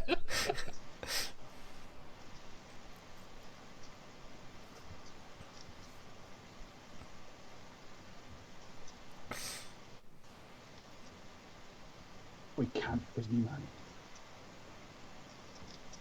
So I don't know why Wayne Winston suddenly started voicing it, but oh, she's lovely. What, Wayne Winston? Yeah. Yes. No. We go there. Lovely. Beautifully shot as well. It's just lovely sets. I think it's lovely just set design more than anything else. And costume.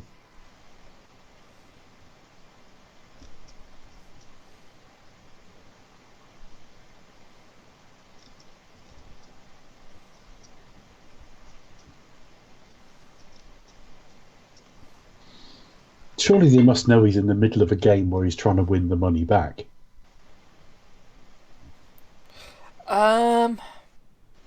Maybe not, but I've never thought of that. But then I would think they probably don't care. They probably think you've already lost our money. Why should I trust you to? Mm.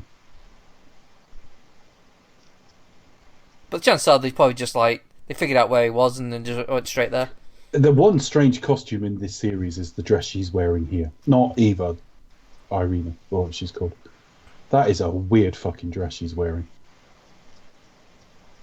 Yeah, the blonde girl. Yeah. Yeah, it's a bit of an odd dress. The hairstyle's a bit odd though. Yeah, no, I agree with all of that. When she was in like an episode of Friends, she just looked way more beautiful. I think here because she's meant to be, obviously she's like Vin's girlfriend, so it's she looks a bit kind of edgy, a bit angular. So there's something a bit odd about her. We're about to get some more sort of characterization through action. I just love all this. Bond's so direct, no messing around, straight through it. Doesn't find it that easy, does get affected by it, but has to plough on through. I think it's just the earpiece, yeah. That's what gave him away. They spotted the earpiece. The stair fight scene, so... Oh. He should have touched his ear. Yeah, covered it. Put your hand down. He should have made lots of sex noises that he'd recorded at Abbey Road. So direct. Good stunt work there as well, because that's on stairs.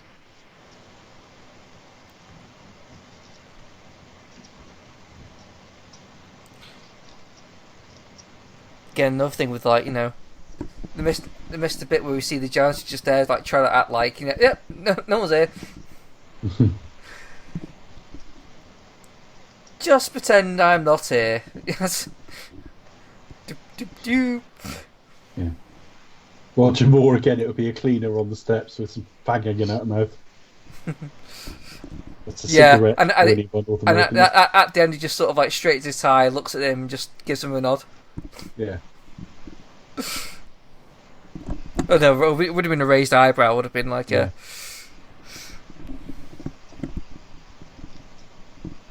Yeah.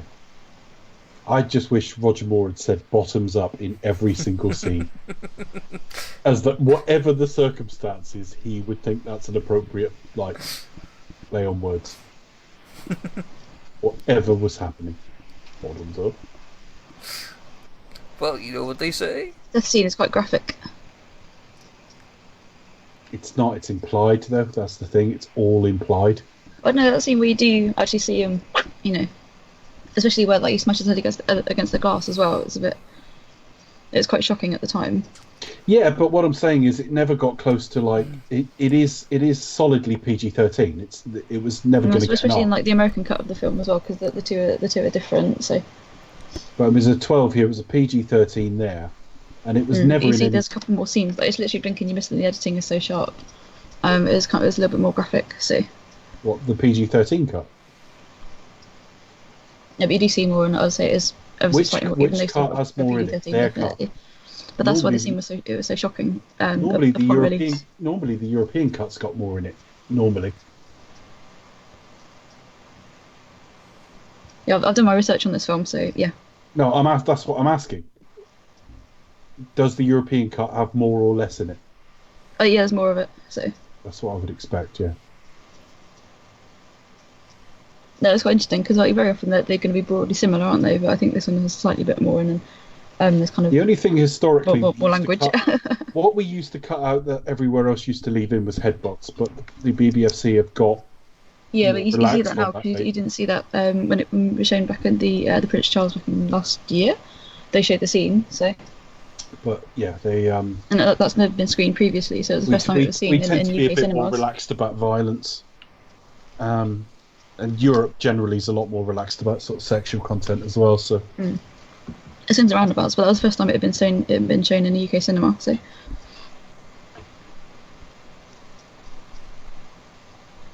I mean, I feel sorry for Americans. I mean, what good is it living in the richest country on earth if you can't watch Timothy Dalton headbutt some twat?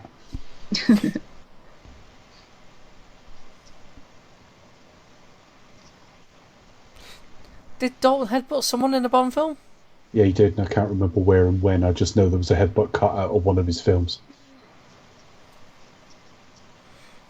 It would have been licensed, but I can't remember where. there's a GoldenEye one as well where she headbutts. Well, he headbutts her. She headbutts him even, and she goes, "Wait, your turn." Used to be an instant cut. There was like, a oh, I didn't see cut. that one. Attack of the Clones was the same.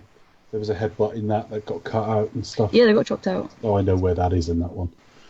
But there's some CG here, and I've never fucking spotted it. I'm gonna have another look now.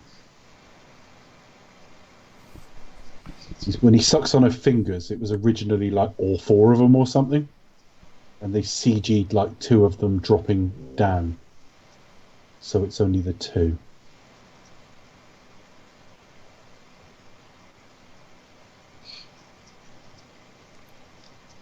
No, I still can't tell. But anyway, this was written for her to be naked. Obviously, wouldn't have seen it. Unless it's Yeah, his she's meant to be hand. nude. Unless it's actually his hand that's covering up the rest. I don't know. I don't know. But yeah, there's Daniel Craig who said there's absolutely no way she would have thought about like taking her clothes off. And he's right. And she's actually feigning shock pretty well there, because there is shaking right throughout her body, actually.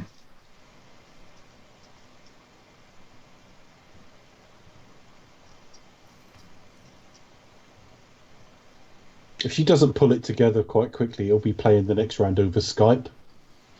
It will happen. They'll just put like a laptop where he was sat, and he'll just be in the shower going, yeah, snap, or twist.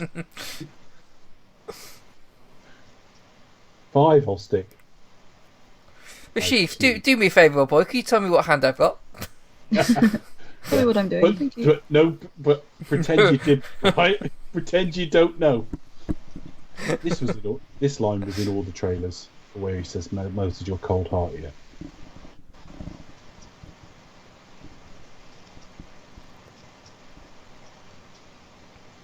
Oh shit! Well, I guess I did it then. Fair enough. Don't remember it, but fair enough.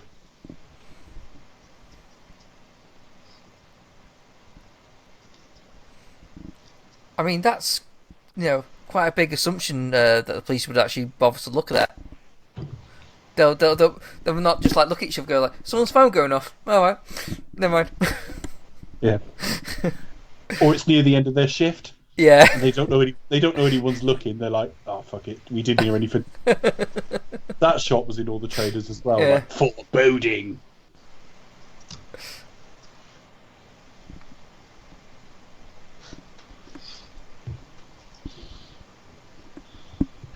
Camera gets a bit more fluid in this section, if I remember correctly. There you go. Yeah, it starts off more static and becomes more fluid as the thing goes on.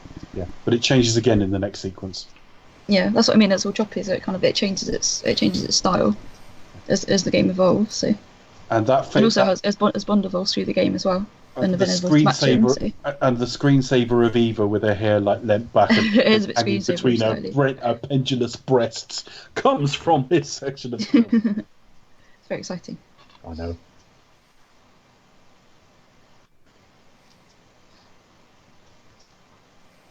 Mm.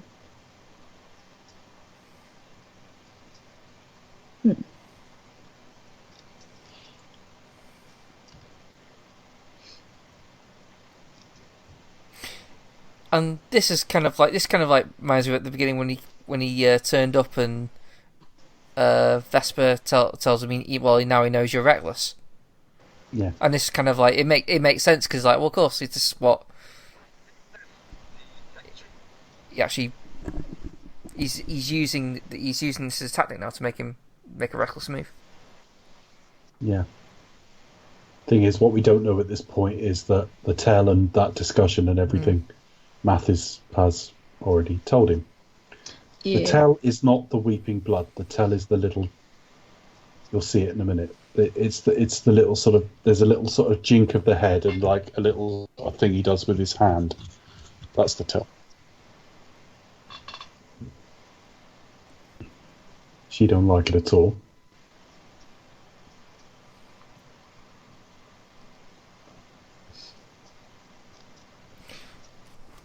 You know, they say everyone's got a tell, and I have no idea what mine is. Yeah, have you actually ever played cards, though? No, I guess not. That could be, it's difficult to tell what your tell at cards is if you've not played cards. Well, I suppose it could be specific to, but everyone's got a tell that is a general sense, I mean, like, if you're, like, being deceitful in any way, there's always, like, there is always a thing that gives it away. I think going red as a beetroot and sweating like fuck is mine. Saying, next question.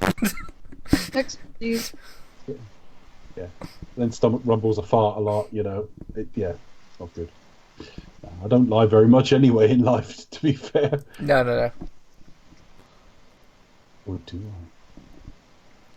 Well, it's not necessarily lying as well. It's we all play deceit to some degree. Situations where you can't say anything about something. Yeah, no, I know.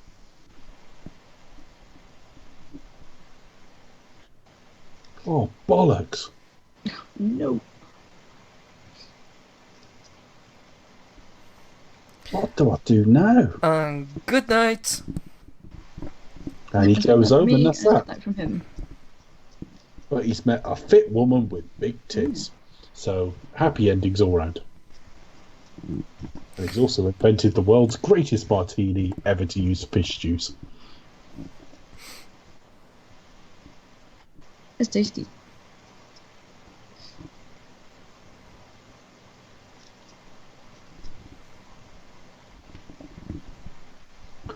I lost. That's not right. I never lose. This wasn't in the script. But you know what happens, right? I'll win. I have a couple of drinks, might have a bit of a fight, have some sex. This isn't right at all.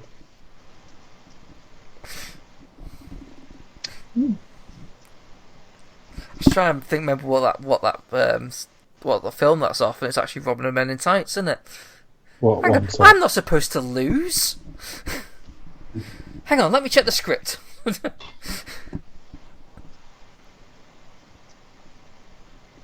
Look at my eyes, not around the eyes.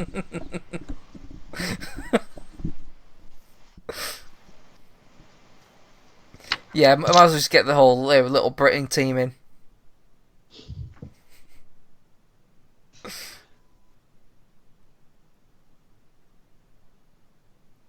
Strange show, Little Britain, because it was absolutely massive for about 2 years, and then died, and no one really thinks about it now. And when you watch it, it's not really dated that well either.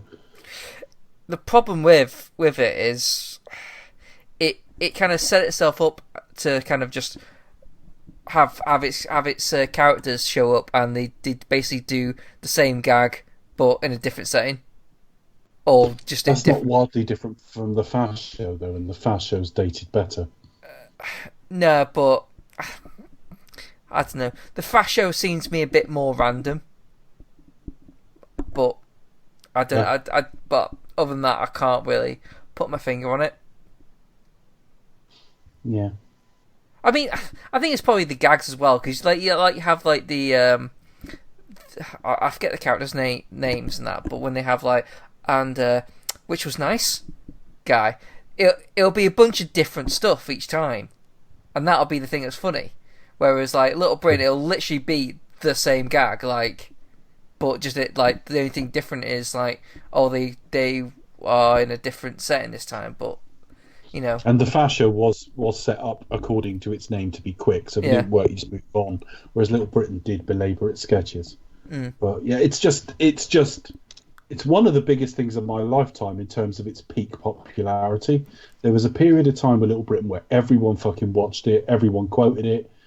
It was like massive, and then they announced a tour that sold out like fucking 15 months before they went anywhere. Literally, it was just. By the time I went to see Little Britain live, it had peaked, if you like. But when I bought the tickets, it was massive. Do you know what I mean? Right, we got camera work this time. Look, low wide angle close-ups, really, close-ups, but then lots of like wide angle to like make him look a bit more isolated. He's starting to do not so well. Starting to come undone. Yeah. Yeah, I think probably the better sketches are things like the Prime Minister one, which had a bit more other than just like, oh no, let's turn up and just do the catchphrase again. There was a bit more to those sketches. But yeah, you sort of think about like the other ones, like the transvestite, I'm a lady, and it's just all, or that got tired very quick. Yeah. You couldn't do that now. You might be able to. I don't know. You can still push the odd boundary. I don't know. It is one of the reasons. It is one of the reasons the show hasn't dated that well. But it's not a subject that you couldn't do any jokes around under any circumstances necessarily. Maybe not the way they did it though. That's what I said. Do it differently. Yeah.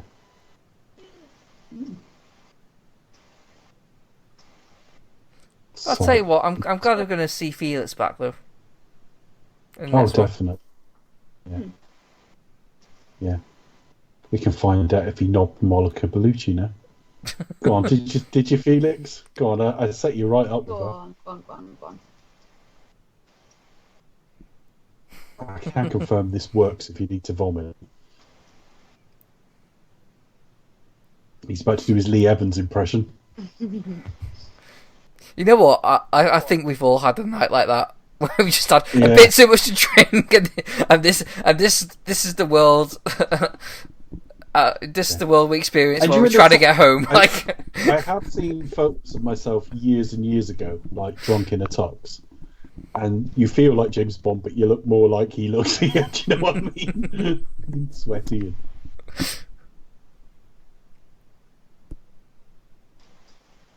She was in Extras. She was the one who was the daughter of the gay guy, the closeted gay guy. And she was also in the David Brent film as the head of HR. Wasn't she? Yeah. I'm pretty sure he's dead now, the guy who played the Doctor. The guy who played her father's dad? No, the chap who played if he's a doctor in this one. What, that guy talking. Yeah. Which one? I'm trying to find out his name. Hang on a minute, just tell me when he comes back on screen. It's Daniel. Where's the guy who goes, take the blue combi pen bond, put it in your neck. Oh, the one on the right with the sort of checkered shirt. With the tie. He's dead, is he? Well, something happened to him. Okay.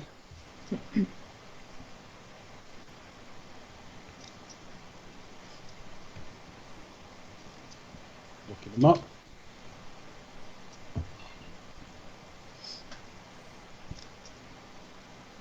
Not that I know what his character's called, but I'll find him.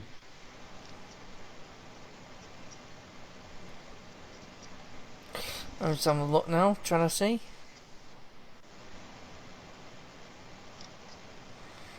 Hot Room Doctors. Yeah, he died. 2013. What's his name? Paul. I can't pronounce that second name. No, I've got it. Because I've got Paul and a name I can't pronounce. So, died age 53. Yeah. Suicide. He killed himself. Yeah. Oh. It's a bit of a shame. That might be the most redundant second half of a sentence I've ever uttered, but there you go. Oh. Suicide. So to clarify, So to clarify, that's what this means. bankrupt. He was declared bankrupt and went missing the next day. And then his body was found at the foot of the Splash Point Cliffs in Seaford, East Sussex. Not conclusively identified until 5 days later. So he was obviously rather a mess.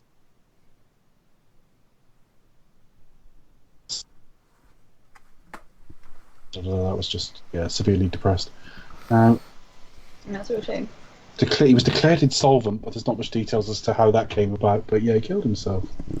Oh, that's a lovely and story. Actually, on his Wikipedia page, the picture used for him is from this film. Yeah, it's from Casino.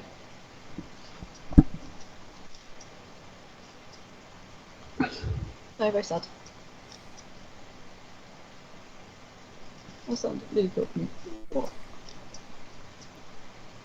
It does seem, though, that in this film that they have sent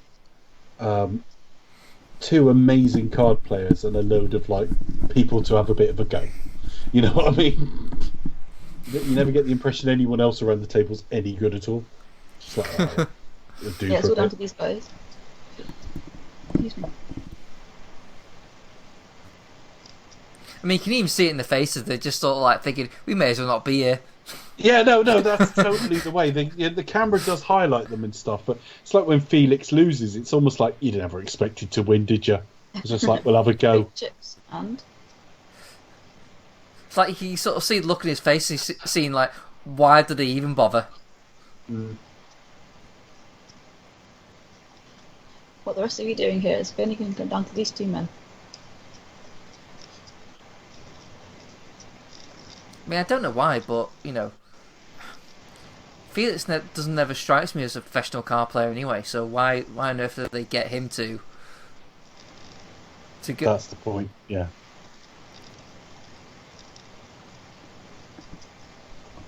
And that black guy, he's in Lost Stock and Two Smoking Barrels. Which one? Oh yeah, so he is. Which one? The big black dude. I've only seen Lock, Stock once. I saw it after I saw Snatch, and I've never been as disappointed in a film in my life. Because Lock, Stock had a load of hype around it, and I fucking hated it. Well, it is a very, Cockney white boy. I just fucking hated it. Snatch was alright, and I found it quite funny. Lock, Stock I loathed. Yeah, Snatch is probably the better of the two. Remember when people thought Guy Ritchie was quite good? Now he's directed Aladdin. I still haven't seen that. Nor have I. I kind of want to see it, but yeah, I haven't seen it either.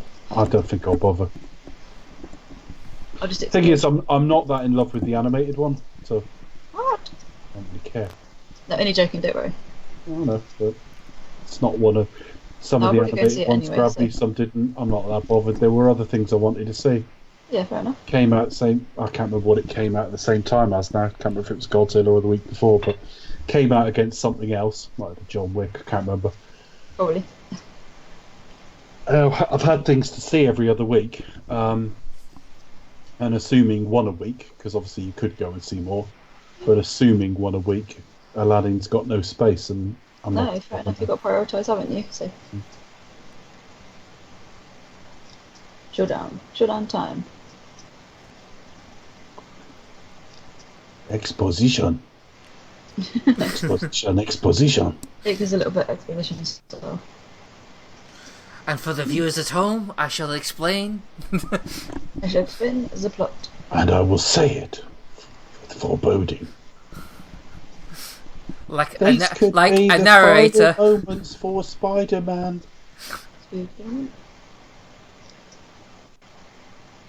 It's reminded me of Spider-Man 3 with that journalist, news reporter.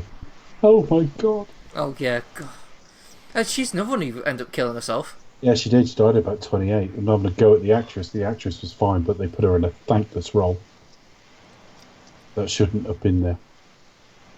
You see it in good films sometimes. I've just noticed Rush has dropped on Netflix today, the Ron Howard film. And I like that film a lot. The commentary at the end of the film is really paint by numbers.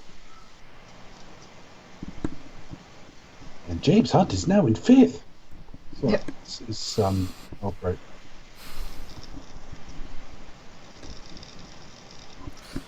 I need to give that film another rewatch. I've only seen it once.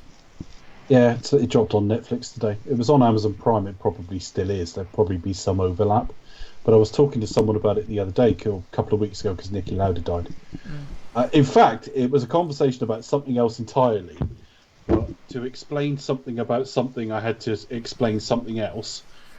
But to explain the something else, I had to explain something else. It was something where I went about 5 steps to make a point, and I was suddenly at Rush.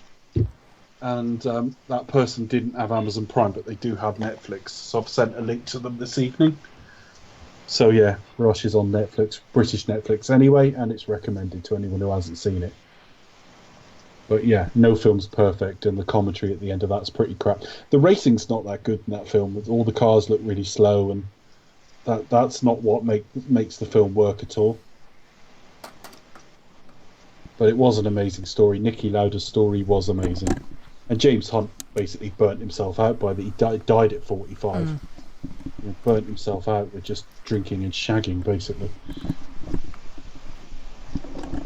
I call it a wanked off, not fingered. Because the first time you fall in love, that's all you want to do. So she must be sitting through this entire thinking, we're both screwed. Yeah, she is. You can see it in her face there as well. It's funny, I've known a couple of people slag her off as an actress, and it's like, no, she's perfectly fucking good.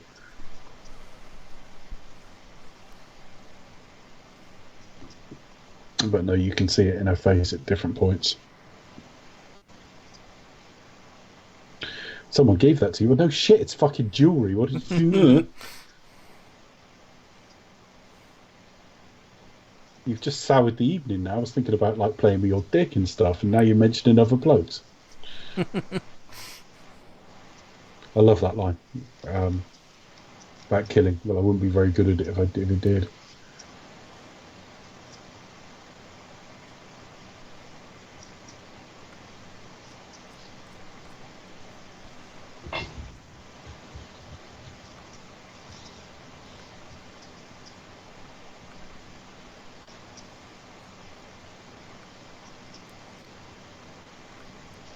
Bittersweet watching this now because the Craig era's not been bad, but fuck me, was this off to a flyer.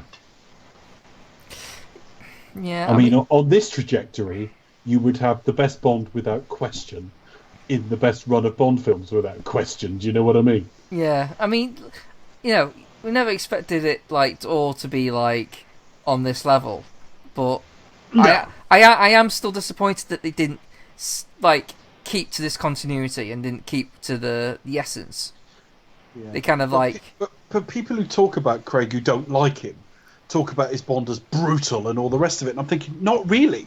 If you watch the last couple of Bond films, he's actually been a lot more traditional as a Bond. I mean, I know he looked rough for some of Skyfall, but when he's in the suit, the casino and everything else, he's played it quite traditionally. The sort of fairly rough, brutal edge that was here in Quantum has actually been filed down a bit. And I think that's what you're saying, Chris, isn't it? They've abandoned the whole trajectory of what this Bond was from the first couple. What do you think, Becca?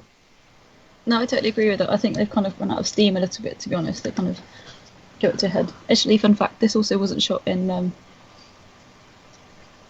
Croatia. This is actually again on the Top Gear test track. And obviously, as you know, they break the world record previously held by Top Gear of the most cannon rolls done by a car. Oh, he screwed up into Gambon there. Yeah. But amazingly, he survived. But yeah, I think the kind of the arc that they kind of set Craig on this one, I think they generally run out of steam. I think probably by Skyfall, unfortunately, which is a shame. But there we go. Skyfall felt like a mini reboot of types. Yeah. It was.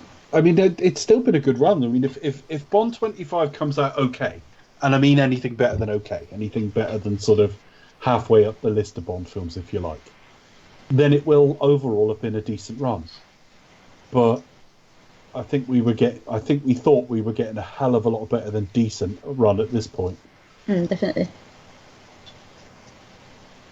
We'll see what happens. Fingers crossed, it should be okay. Because this is one of the absolute best in the series.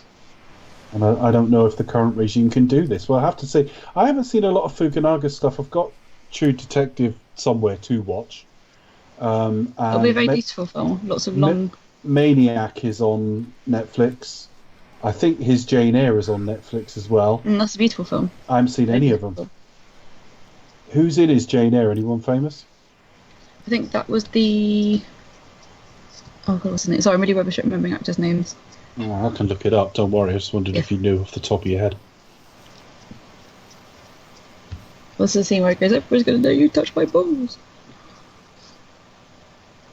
Why is it? It's died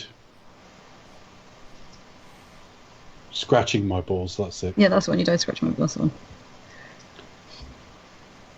It's not touching. Can you imagine if that's all he was doing? Scratching.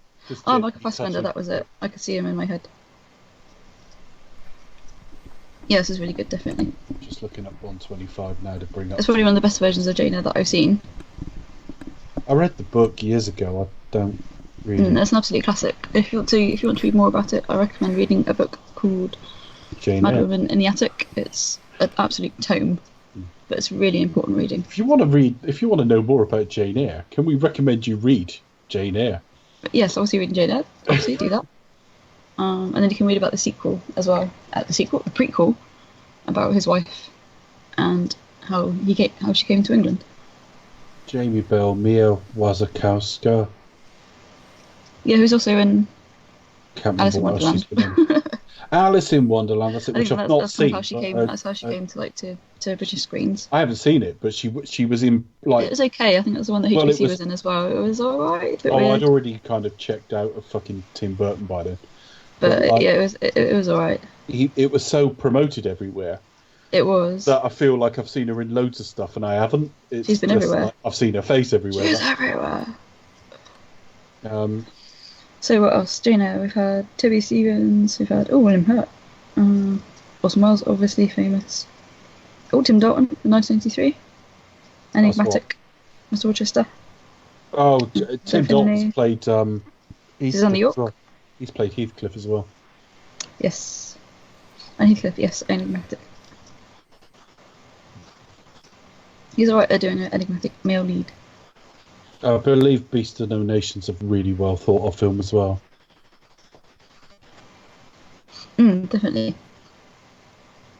I'll catch it all before the film comes out. I will have seen work comes out. Yeah, do definitely. But I'm not in any hurry now because it's still months away. In fact, we're still at the point where we hope it's only months away.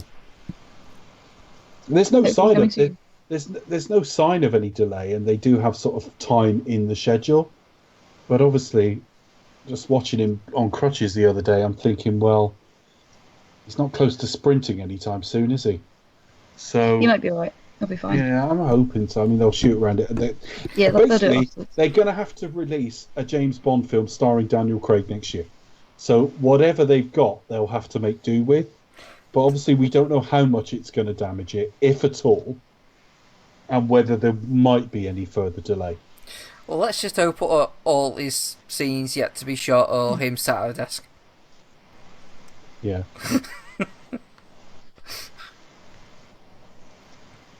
Probably unlikely.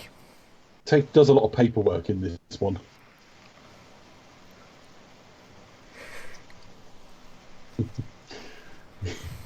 See, this is meant to be like the standout in the book, isn't it? But this actually kind of works as being one of the standouts in the film.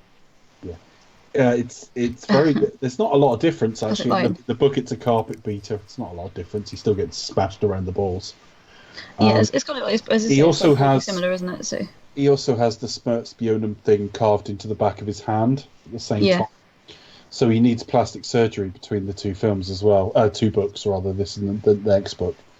And the sort of description of the pain and it's probably a bit more graphic in the book, probably. Yeah, I think Ian. But they went there. Really kind of ramped up. I mean, I think when we covered the film, I might have said the opposite, but I've read the book again since, and it's I mean, they went there and they've actually done it justice, which was a surprise to me.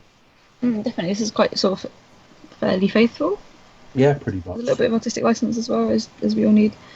Yeah, and also there's this strange sequence in the book where they kidnap Vesper and they like tie her skirt up over her head, which is just weird. And it's a bit odd. I think there's a bizarre kind of like bondage thing going on. If you tried to film it, it would look exploitative and funny at the same time. I think it probably was exploitative, I think. Yeah, Fleming weren't the classiest guy. I mean, the trouble is Bond fans will venerate him because he's like the father of the series, but there's plenty of content in these books that don't paint him in the greatest of lights. No, well, that's the whole point. Like, in terms of, it's very much a product of surroundings, and after all, Fleming said himself, Bond is basically a blunt instrument. He's not meant to be this god of a man. He smokes and drinks and womanizes. Well, when I read Live and Let Die and I'm watching this guy, describing... He's not like your ideal man. You don't idolise, you shouldn't put him on a pedestal. You don't want to be this person. No. Lived a really hard life, a difficult upbringing, smokes, drinks, does everything that you're not really meant to do. But we get a lot of Fleming's opinions on stuff in things, and of course. Great. The way he talks about basically colour and stuff like that is just in this time. It's not. He'd have come off as a fucking bigot then. Well, I think to a certain extent, it's a little from column A, a little from column B. Oh yeah. Certainly, there would have been more of those attitudes around, but I honestly refuse to believe that's how like most of the British public were. No, but he's obviously a very, he's more kind of upper class. So there's a very like small sector. It's like generally, not how everybody thought, but it's kind of like a small percentage of the population. You just think, looking back, I mean, people probably read like fiction output of our times as well. People really thought like that, with I'm not saying that's not the case. But I'm saying not him. It's kind of exaggerated with him. Any ideas? Anyway, we're now at at the Villa del Barbianello. Where you've been recently. Which means Little Barbiano. The gardens are as beautiful as you see it in the film, and the flowers are exclusively in the colours of the Italian flag, so red, white, and green. And that area, you're not actually allowed to go on the grass. That's a rather posh. We found it quite difficult when it came to recreating the photos.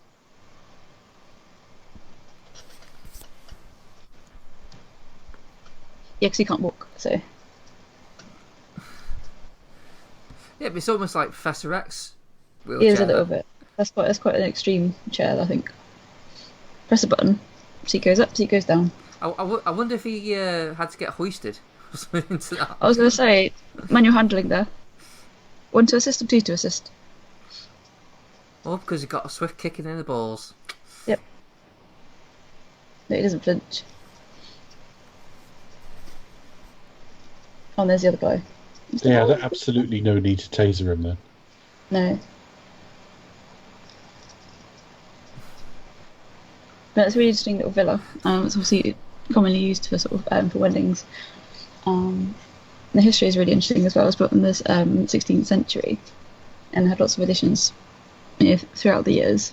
But really interestingly, in the 70s, it was sold to Italian Count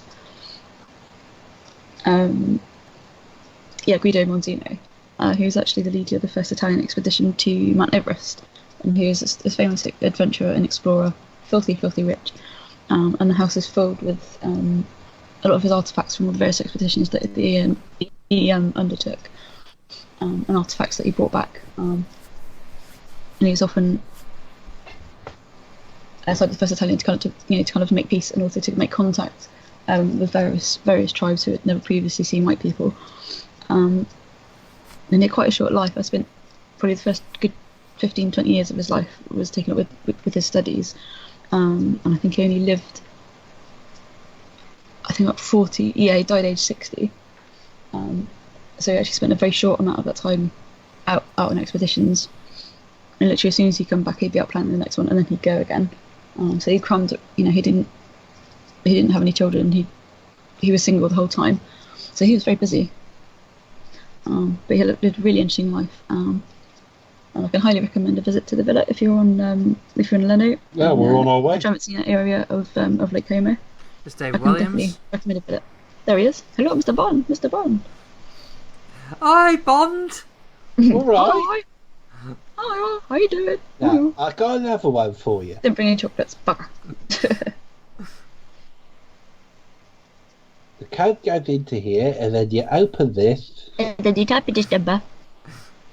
And that was your password. Yes. No, all right. I've got another one for you. Golden buzzer. Now, are you sure you want to transaction this money?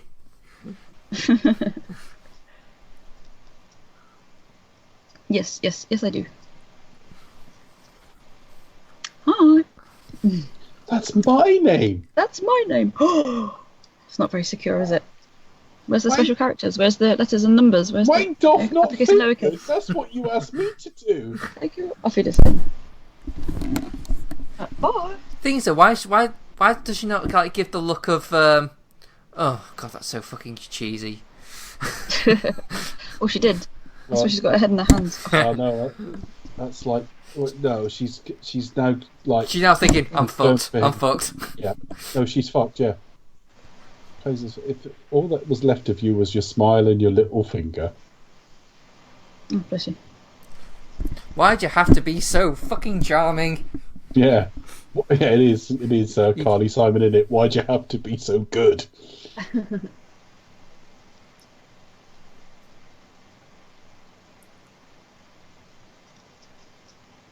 Let's go and have a shag. You sure your balls still work? Let's go test that out. Prescribed. Can you imagine that? I mean, yeah. Can you imagine the doctor saying, anyone you could shag? See if the old tackle works. I mean, I can't think of anything I'd rather not do. Like, well, after having my balls severely beaten, I don't think I'd be quite in the mood, no matter how hot the girl in front of me is. Well, you would hope at some point you'd recover enough. Yeah, we're not suggesting have a bit of Algebra for 20 minutes afterwards. I mean, fair point. He's not in the wheelchair at the moment, so yeah. It's not stick that mangled mess in here, please, is it? It's meant to be after a period of recuperation. Yeah, that's true. That's true. Well, still in a hospital bed. Why not?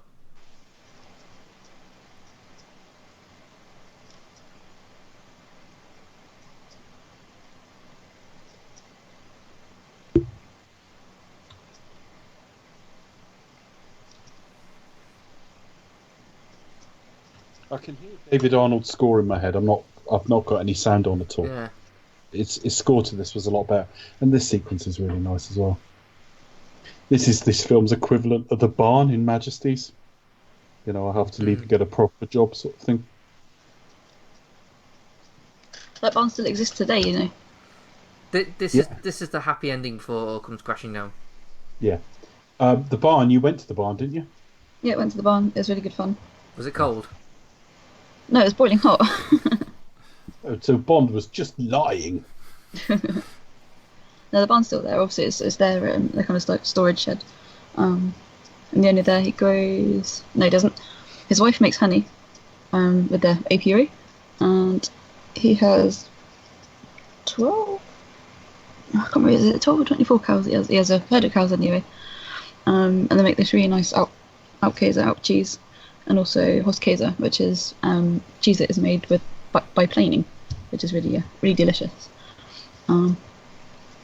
It's a working farm, and the chap who owns it, his father actually played Blofeld in the scene where the Hillsman obviously raid the barn, because Telly Savalas was ill that day when they shot that scene, so he had to kind of don this bold cap and quickly play a bit part in the movie. So that's his claim to fame. Ooh. That's my fun fact about that barn scene.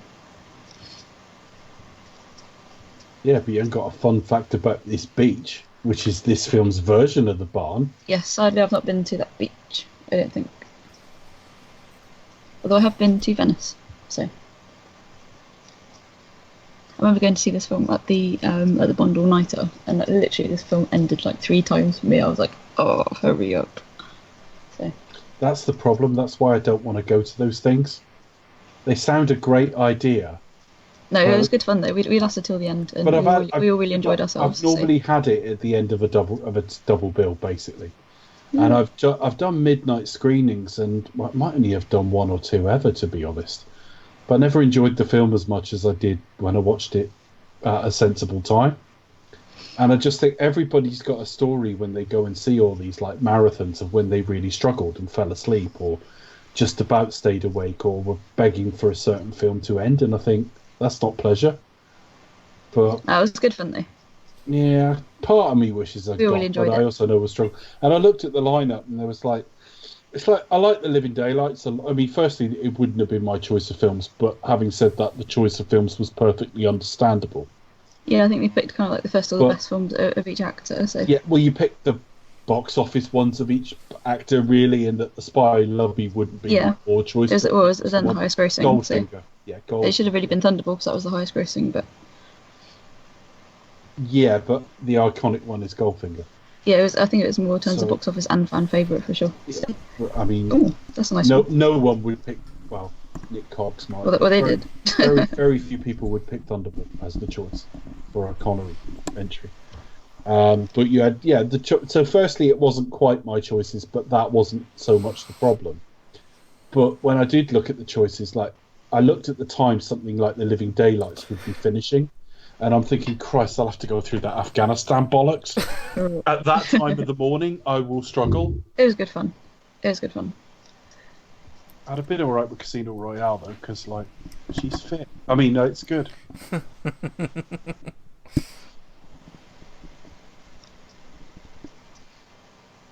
Yeah, she seems to be like looking more natural there as well. Like, she looks wonderful. Yeah, she does look very natural. And then she wears heavy makeup in life, which is not always for the best, but up to her. It doesn't not suit her, but the more natural, the better.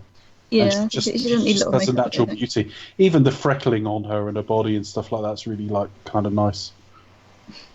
And of course, she's about to walk through Venice now, and she'll stand out because she's the only red in any shot. Well, that's why. Yeah. Well, yeah. It's amazing. I wonder if anyone else has thought about using the colour red in Venice. Well, it's really a colour, isn't it? Completely fresh idea. Yeah, I wonder if we've seen that before. Yeah, but that sort of little person in that film was nowhere near as fit. No, that was a child. Can you imagine if this film ended the same way? That was not a child.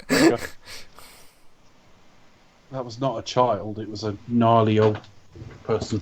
It was really weird looking. Yeah, obviously when it looks like a child and you turn around and that's actually a goblin or a creature or a monster. Talk about what the fuck endings. Yeah, definitely. That's like one of the best shock endings. Like, what? Yeah, he's been perceiving time differently as well because he sees his own funeral cortege. The film like that close up on his face is really iconic. We don't even know that he's seen his own funeral cortege.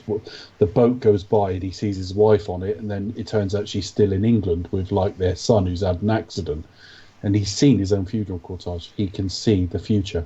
Exactly. He's seeing those little glimpses of red. He may be seeing his own death. It's an unusual film. It's very good though. It's one of those all-time great horror movies. It doesn't make you want to rush to Venice either. It's a very. Sadly, that doesn't. No. It's a very eerie film as well. Like the It's very atmospheric, isn't it? the stuff with We like haven't made clear what we're talking about, listeners. It's 1973's Don't Look Now with Donald Sutherland and Julie Christie. Must watch. Nicholas Roeg film. Yeah, and it's like wintry there a lot of the time as well. So normally when you see Venice, it's picturesque in summer, and it isn't. It's bodies being like fished out of the water in like on a grey, misty, horrible day, and yeah. apparently it all goes like dead in the evening time as well, so everything's all very spooky. Yeah, I mean, you walk across the little bridge and there's no one else there. And you hear your own footsteps like echo. It's really. But Yeah. I say that as someone else told me. I'm not personally, but I was very, very young when I went, and I'd like to go again, but I won't go anywhere. But that's my own choice. It's a shame. I think what this sequence really needs was a double taking pigeon, like the last time it was in Venice. Yeah, because I'm not convinced what's happening is in any way shocking, and I think sometimes the avian community can communicate that better than us.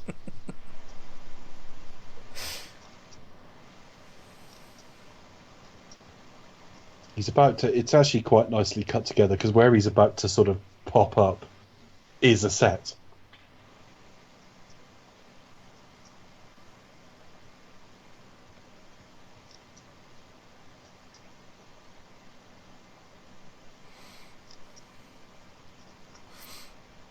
It's heartbreaking, really, because he's seeing this relationship literally collapse in front of him. Like the building.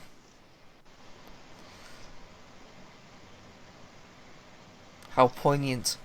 Perhaps a metaphor for life. It's just an Alan Partridge moment. Remember that? He said, perhaps a metaphor for, and then he clearly couldn't think of anything. Just changes the subject. It is a metaphor for life.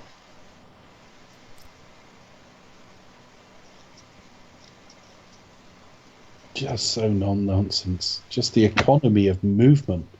That we haven't had since Sean Connery. No, definitely. Then you have like the really stereotype Bond villain. Yeah, I know. When you look him up on IMDb as well, it's probably in the book, but I don't remember it. His first name is Adolf. It's Adolf Getler.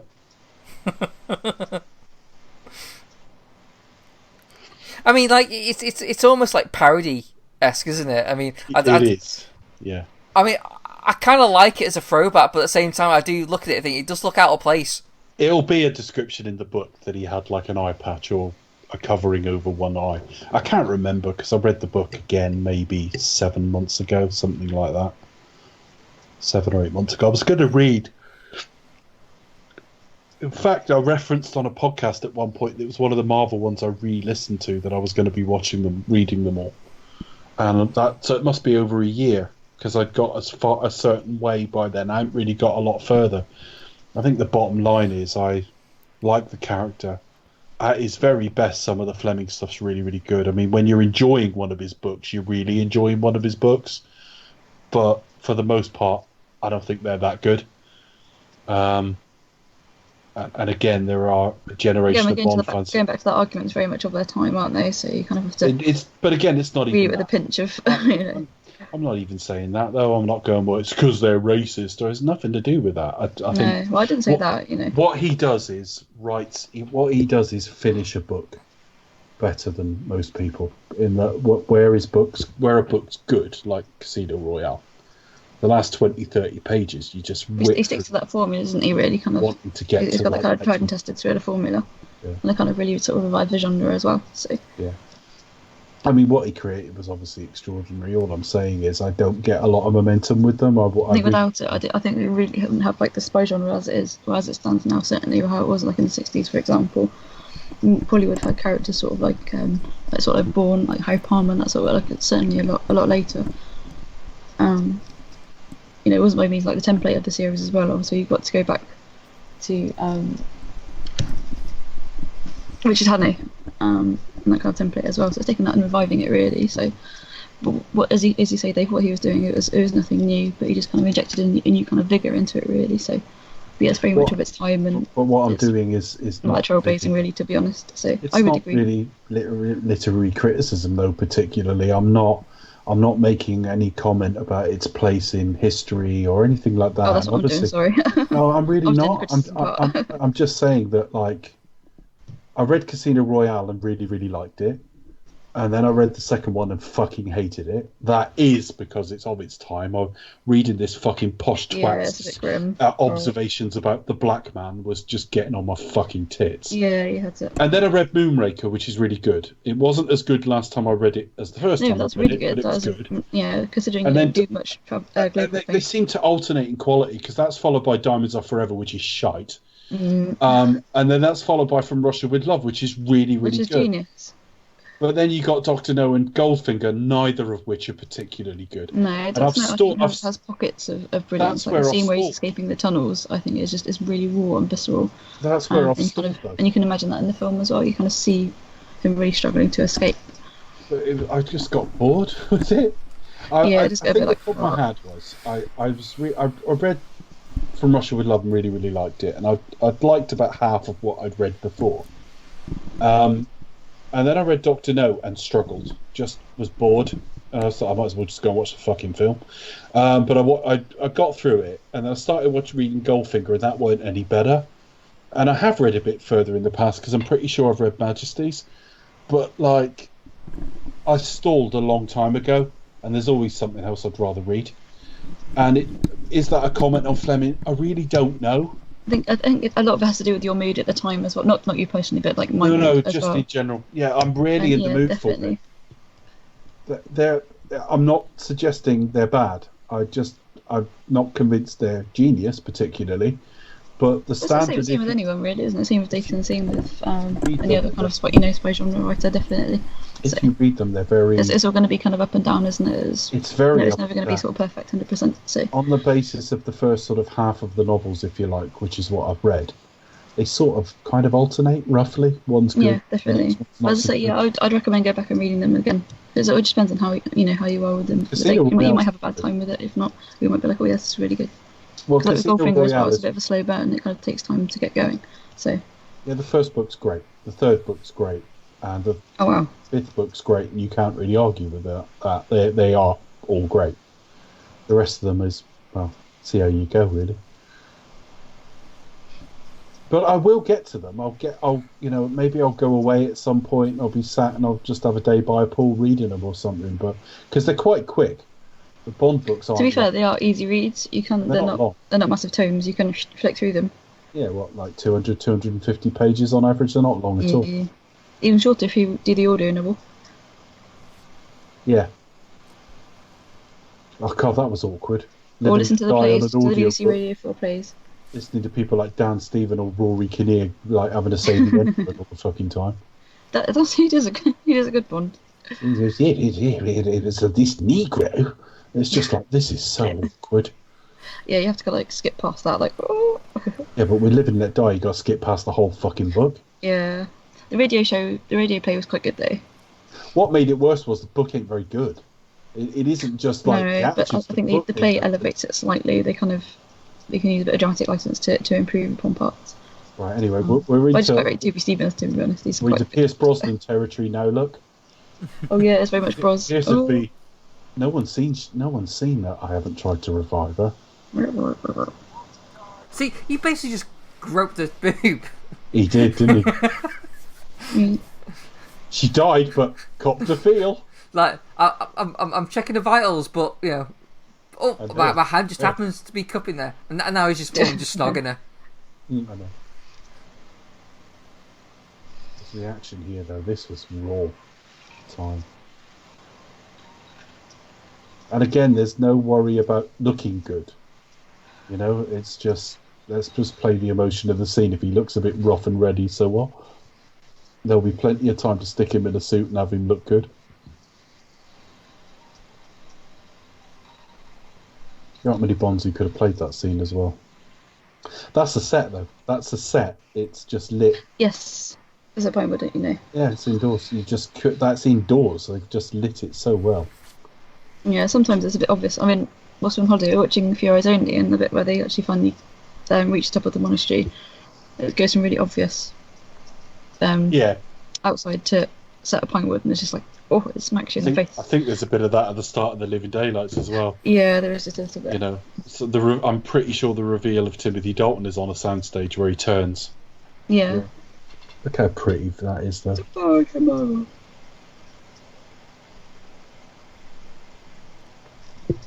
So Bond, some exposition for you. Let me just explain the plot. We come back to the job. I didn't mind that office. That's the Brosnan era office.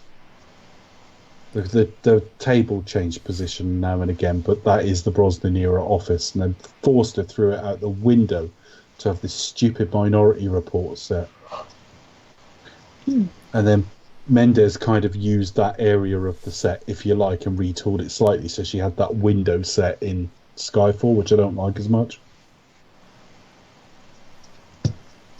And now we're back to the good old traditional office. The Bernard Lee office, yeah. More or less.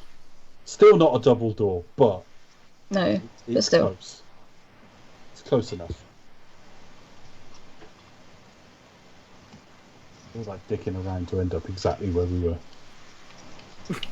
This was alright though. If this had been, the post-95 set and that was an end to it, by now it would have been in like 8 films, do you know what I mean? And it would just be, that's M's office. I'm fine with it. It's the sort of Judi Dench variant, if you like. Well, they kind of was moving away from that anyway. They were kind of having like the M scene was usually like on location somewhere else. Yeah, I know. You only saw it 2 or 3 times in the Brosnan era anyway, for example. But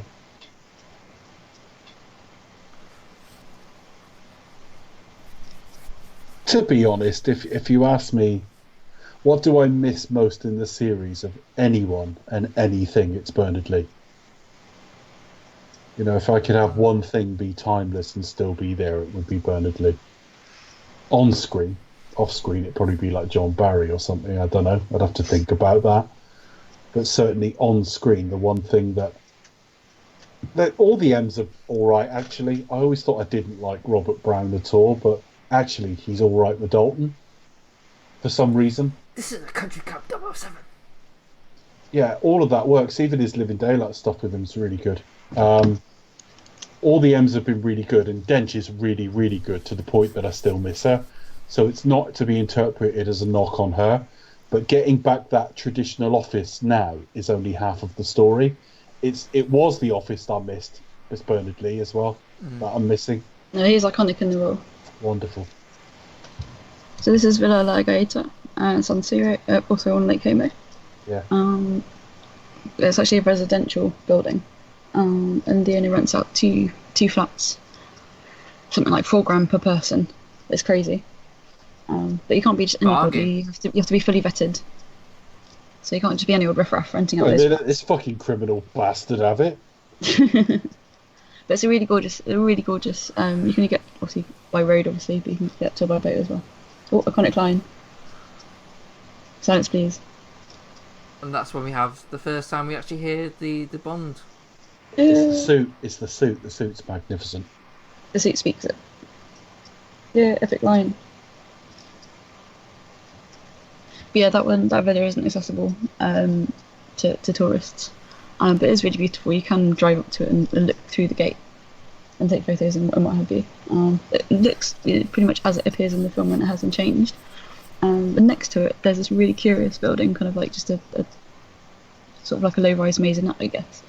I don't know if it was perhaps, if it was for servants or people who kind of run the building to live there, but it looked a bit derelict. And we're like, oh, it should be a hotel, and you could have like hotel 007 or something. That'd be quite good fun. But that's a really beautiful building, and you can rent it out.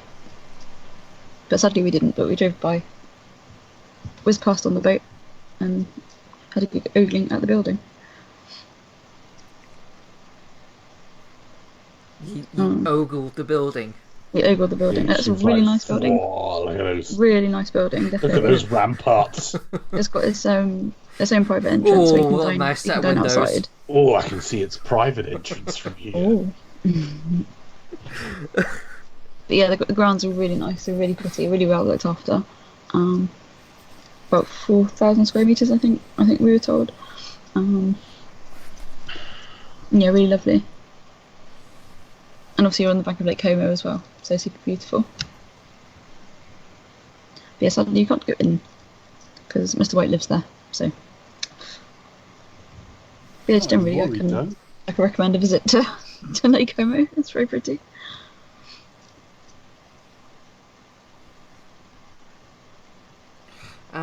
So here we are. We're into the next day. Just about. Our first 2-day podcast. That's 007 o'clock. Actually, it might have been the rankings episode. I forget. We finished at about like 4 minutes to midnight or something. Then I was still like trying to put like the rough cut together in the early hours, but we haven't actually recorded over the midnight before. Yeah. I don't think. Anyway. 24 hours of podcasting. We frequently finish like 11:30 or something. This isn't that much later, but yeah. Oh well, only a few minutes to go. How long's left on the credits? 140 was. Yeah, we got probably about another minute, another couple of minutes. Yeah. Actually, this you can actually tell the sort of. Yeah, you can sort of tell where that section of the film was shot there by the names. Former Yugoslavia.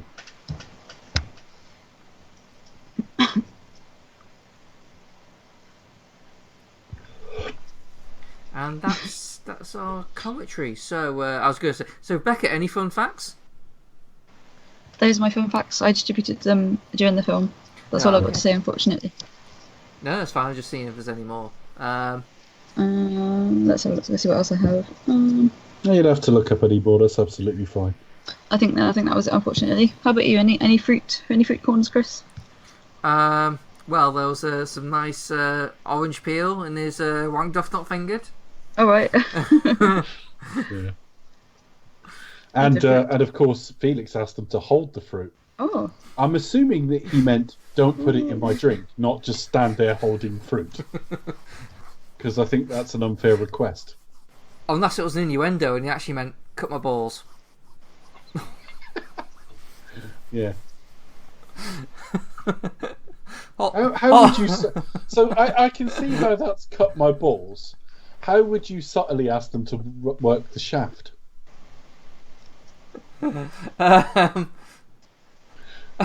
Clearly not something you've thought about, is it? Stroke the banana? I don't know. Yeah, ends up with a banana in his drink because they're just not getting the subtleties of what he's asking. Yeah. That's it then. It's all finished. And that's our... Well, it won't be so long till the next Bond film. No, well, we are staying in the spy genre, aren't we? We are, more or less. So let's do social media and then sign off. For me, you can find me at the Pasty Kid 1976 on Twitter. You can find me at Cinetronics on Twitter. You can also keep up with all the old episodes that maybe aren't on iTunes anymore, such as our old original Bond series at cinetronics.co.uk. You can follow us on Twitter at Expect Us to Talk and all the usual places. So we are staying in the spy genre. I don't know. It just feels difficult, Chris. More than difficult, in fact. What? Because you want to constantly feel the need to run away? Yeah, the amount of running that's required. Run from everything. But also, these missions just seem challenging. We know what we're running away from. Yeah, so I imagine it's called, like, mission... Difficult? Yes. Yeah. Mission not entirely possible. That would be like a British person, wouldn't it? Mission. We'll give it a bally Mission good. will have a tough crack at it. Yes, we'll have a jolly good. We'll have a jolly good go. All right. Okay, Becca, sign us off. Yes, we are embarking on a new chapter. This message will self-destruct in 5 seconds, which means, do you expect to talk or return with our review series of Mission Impossible?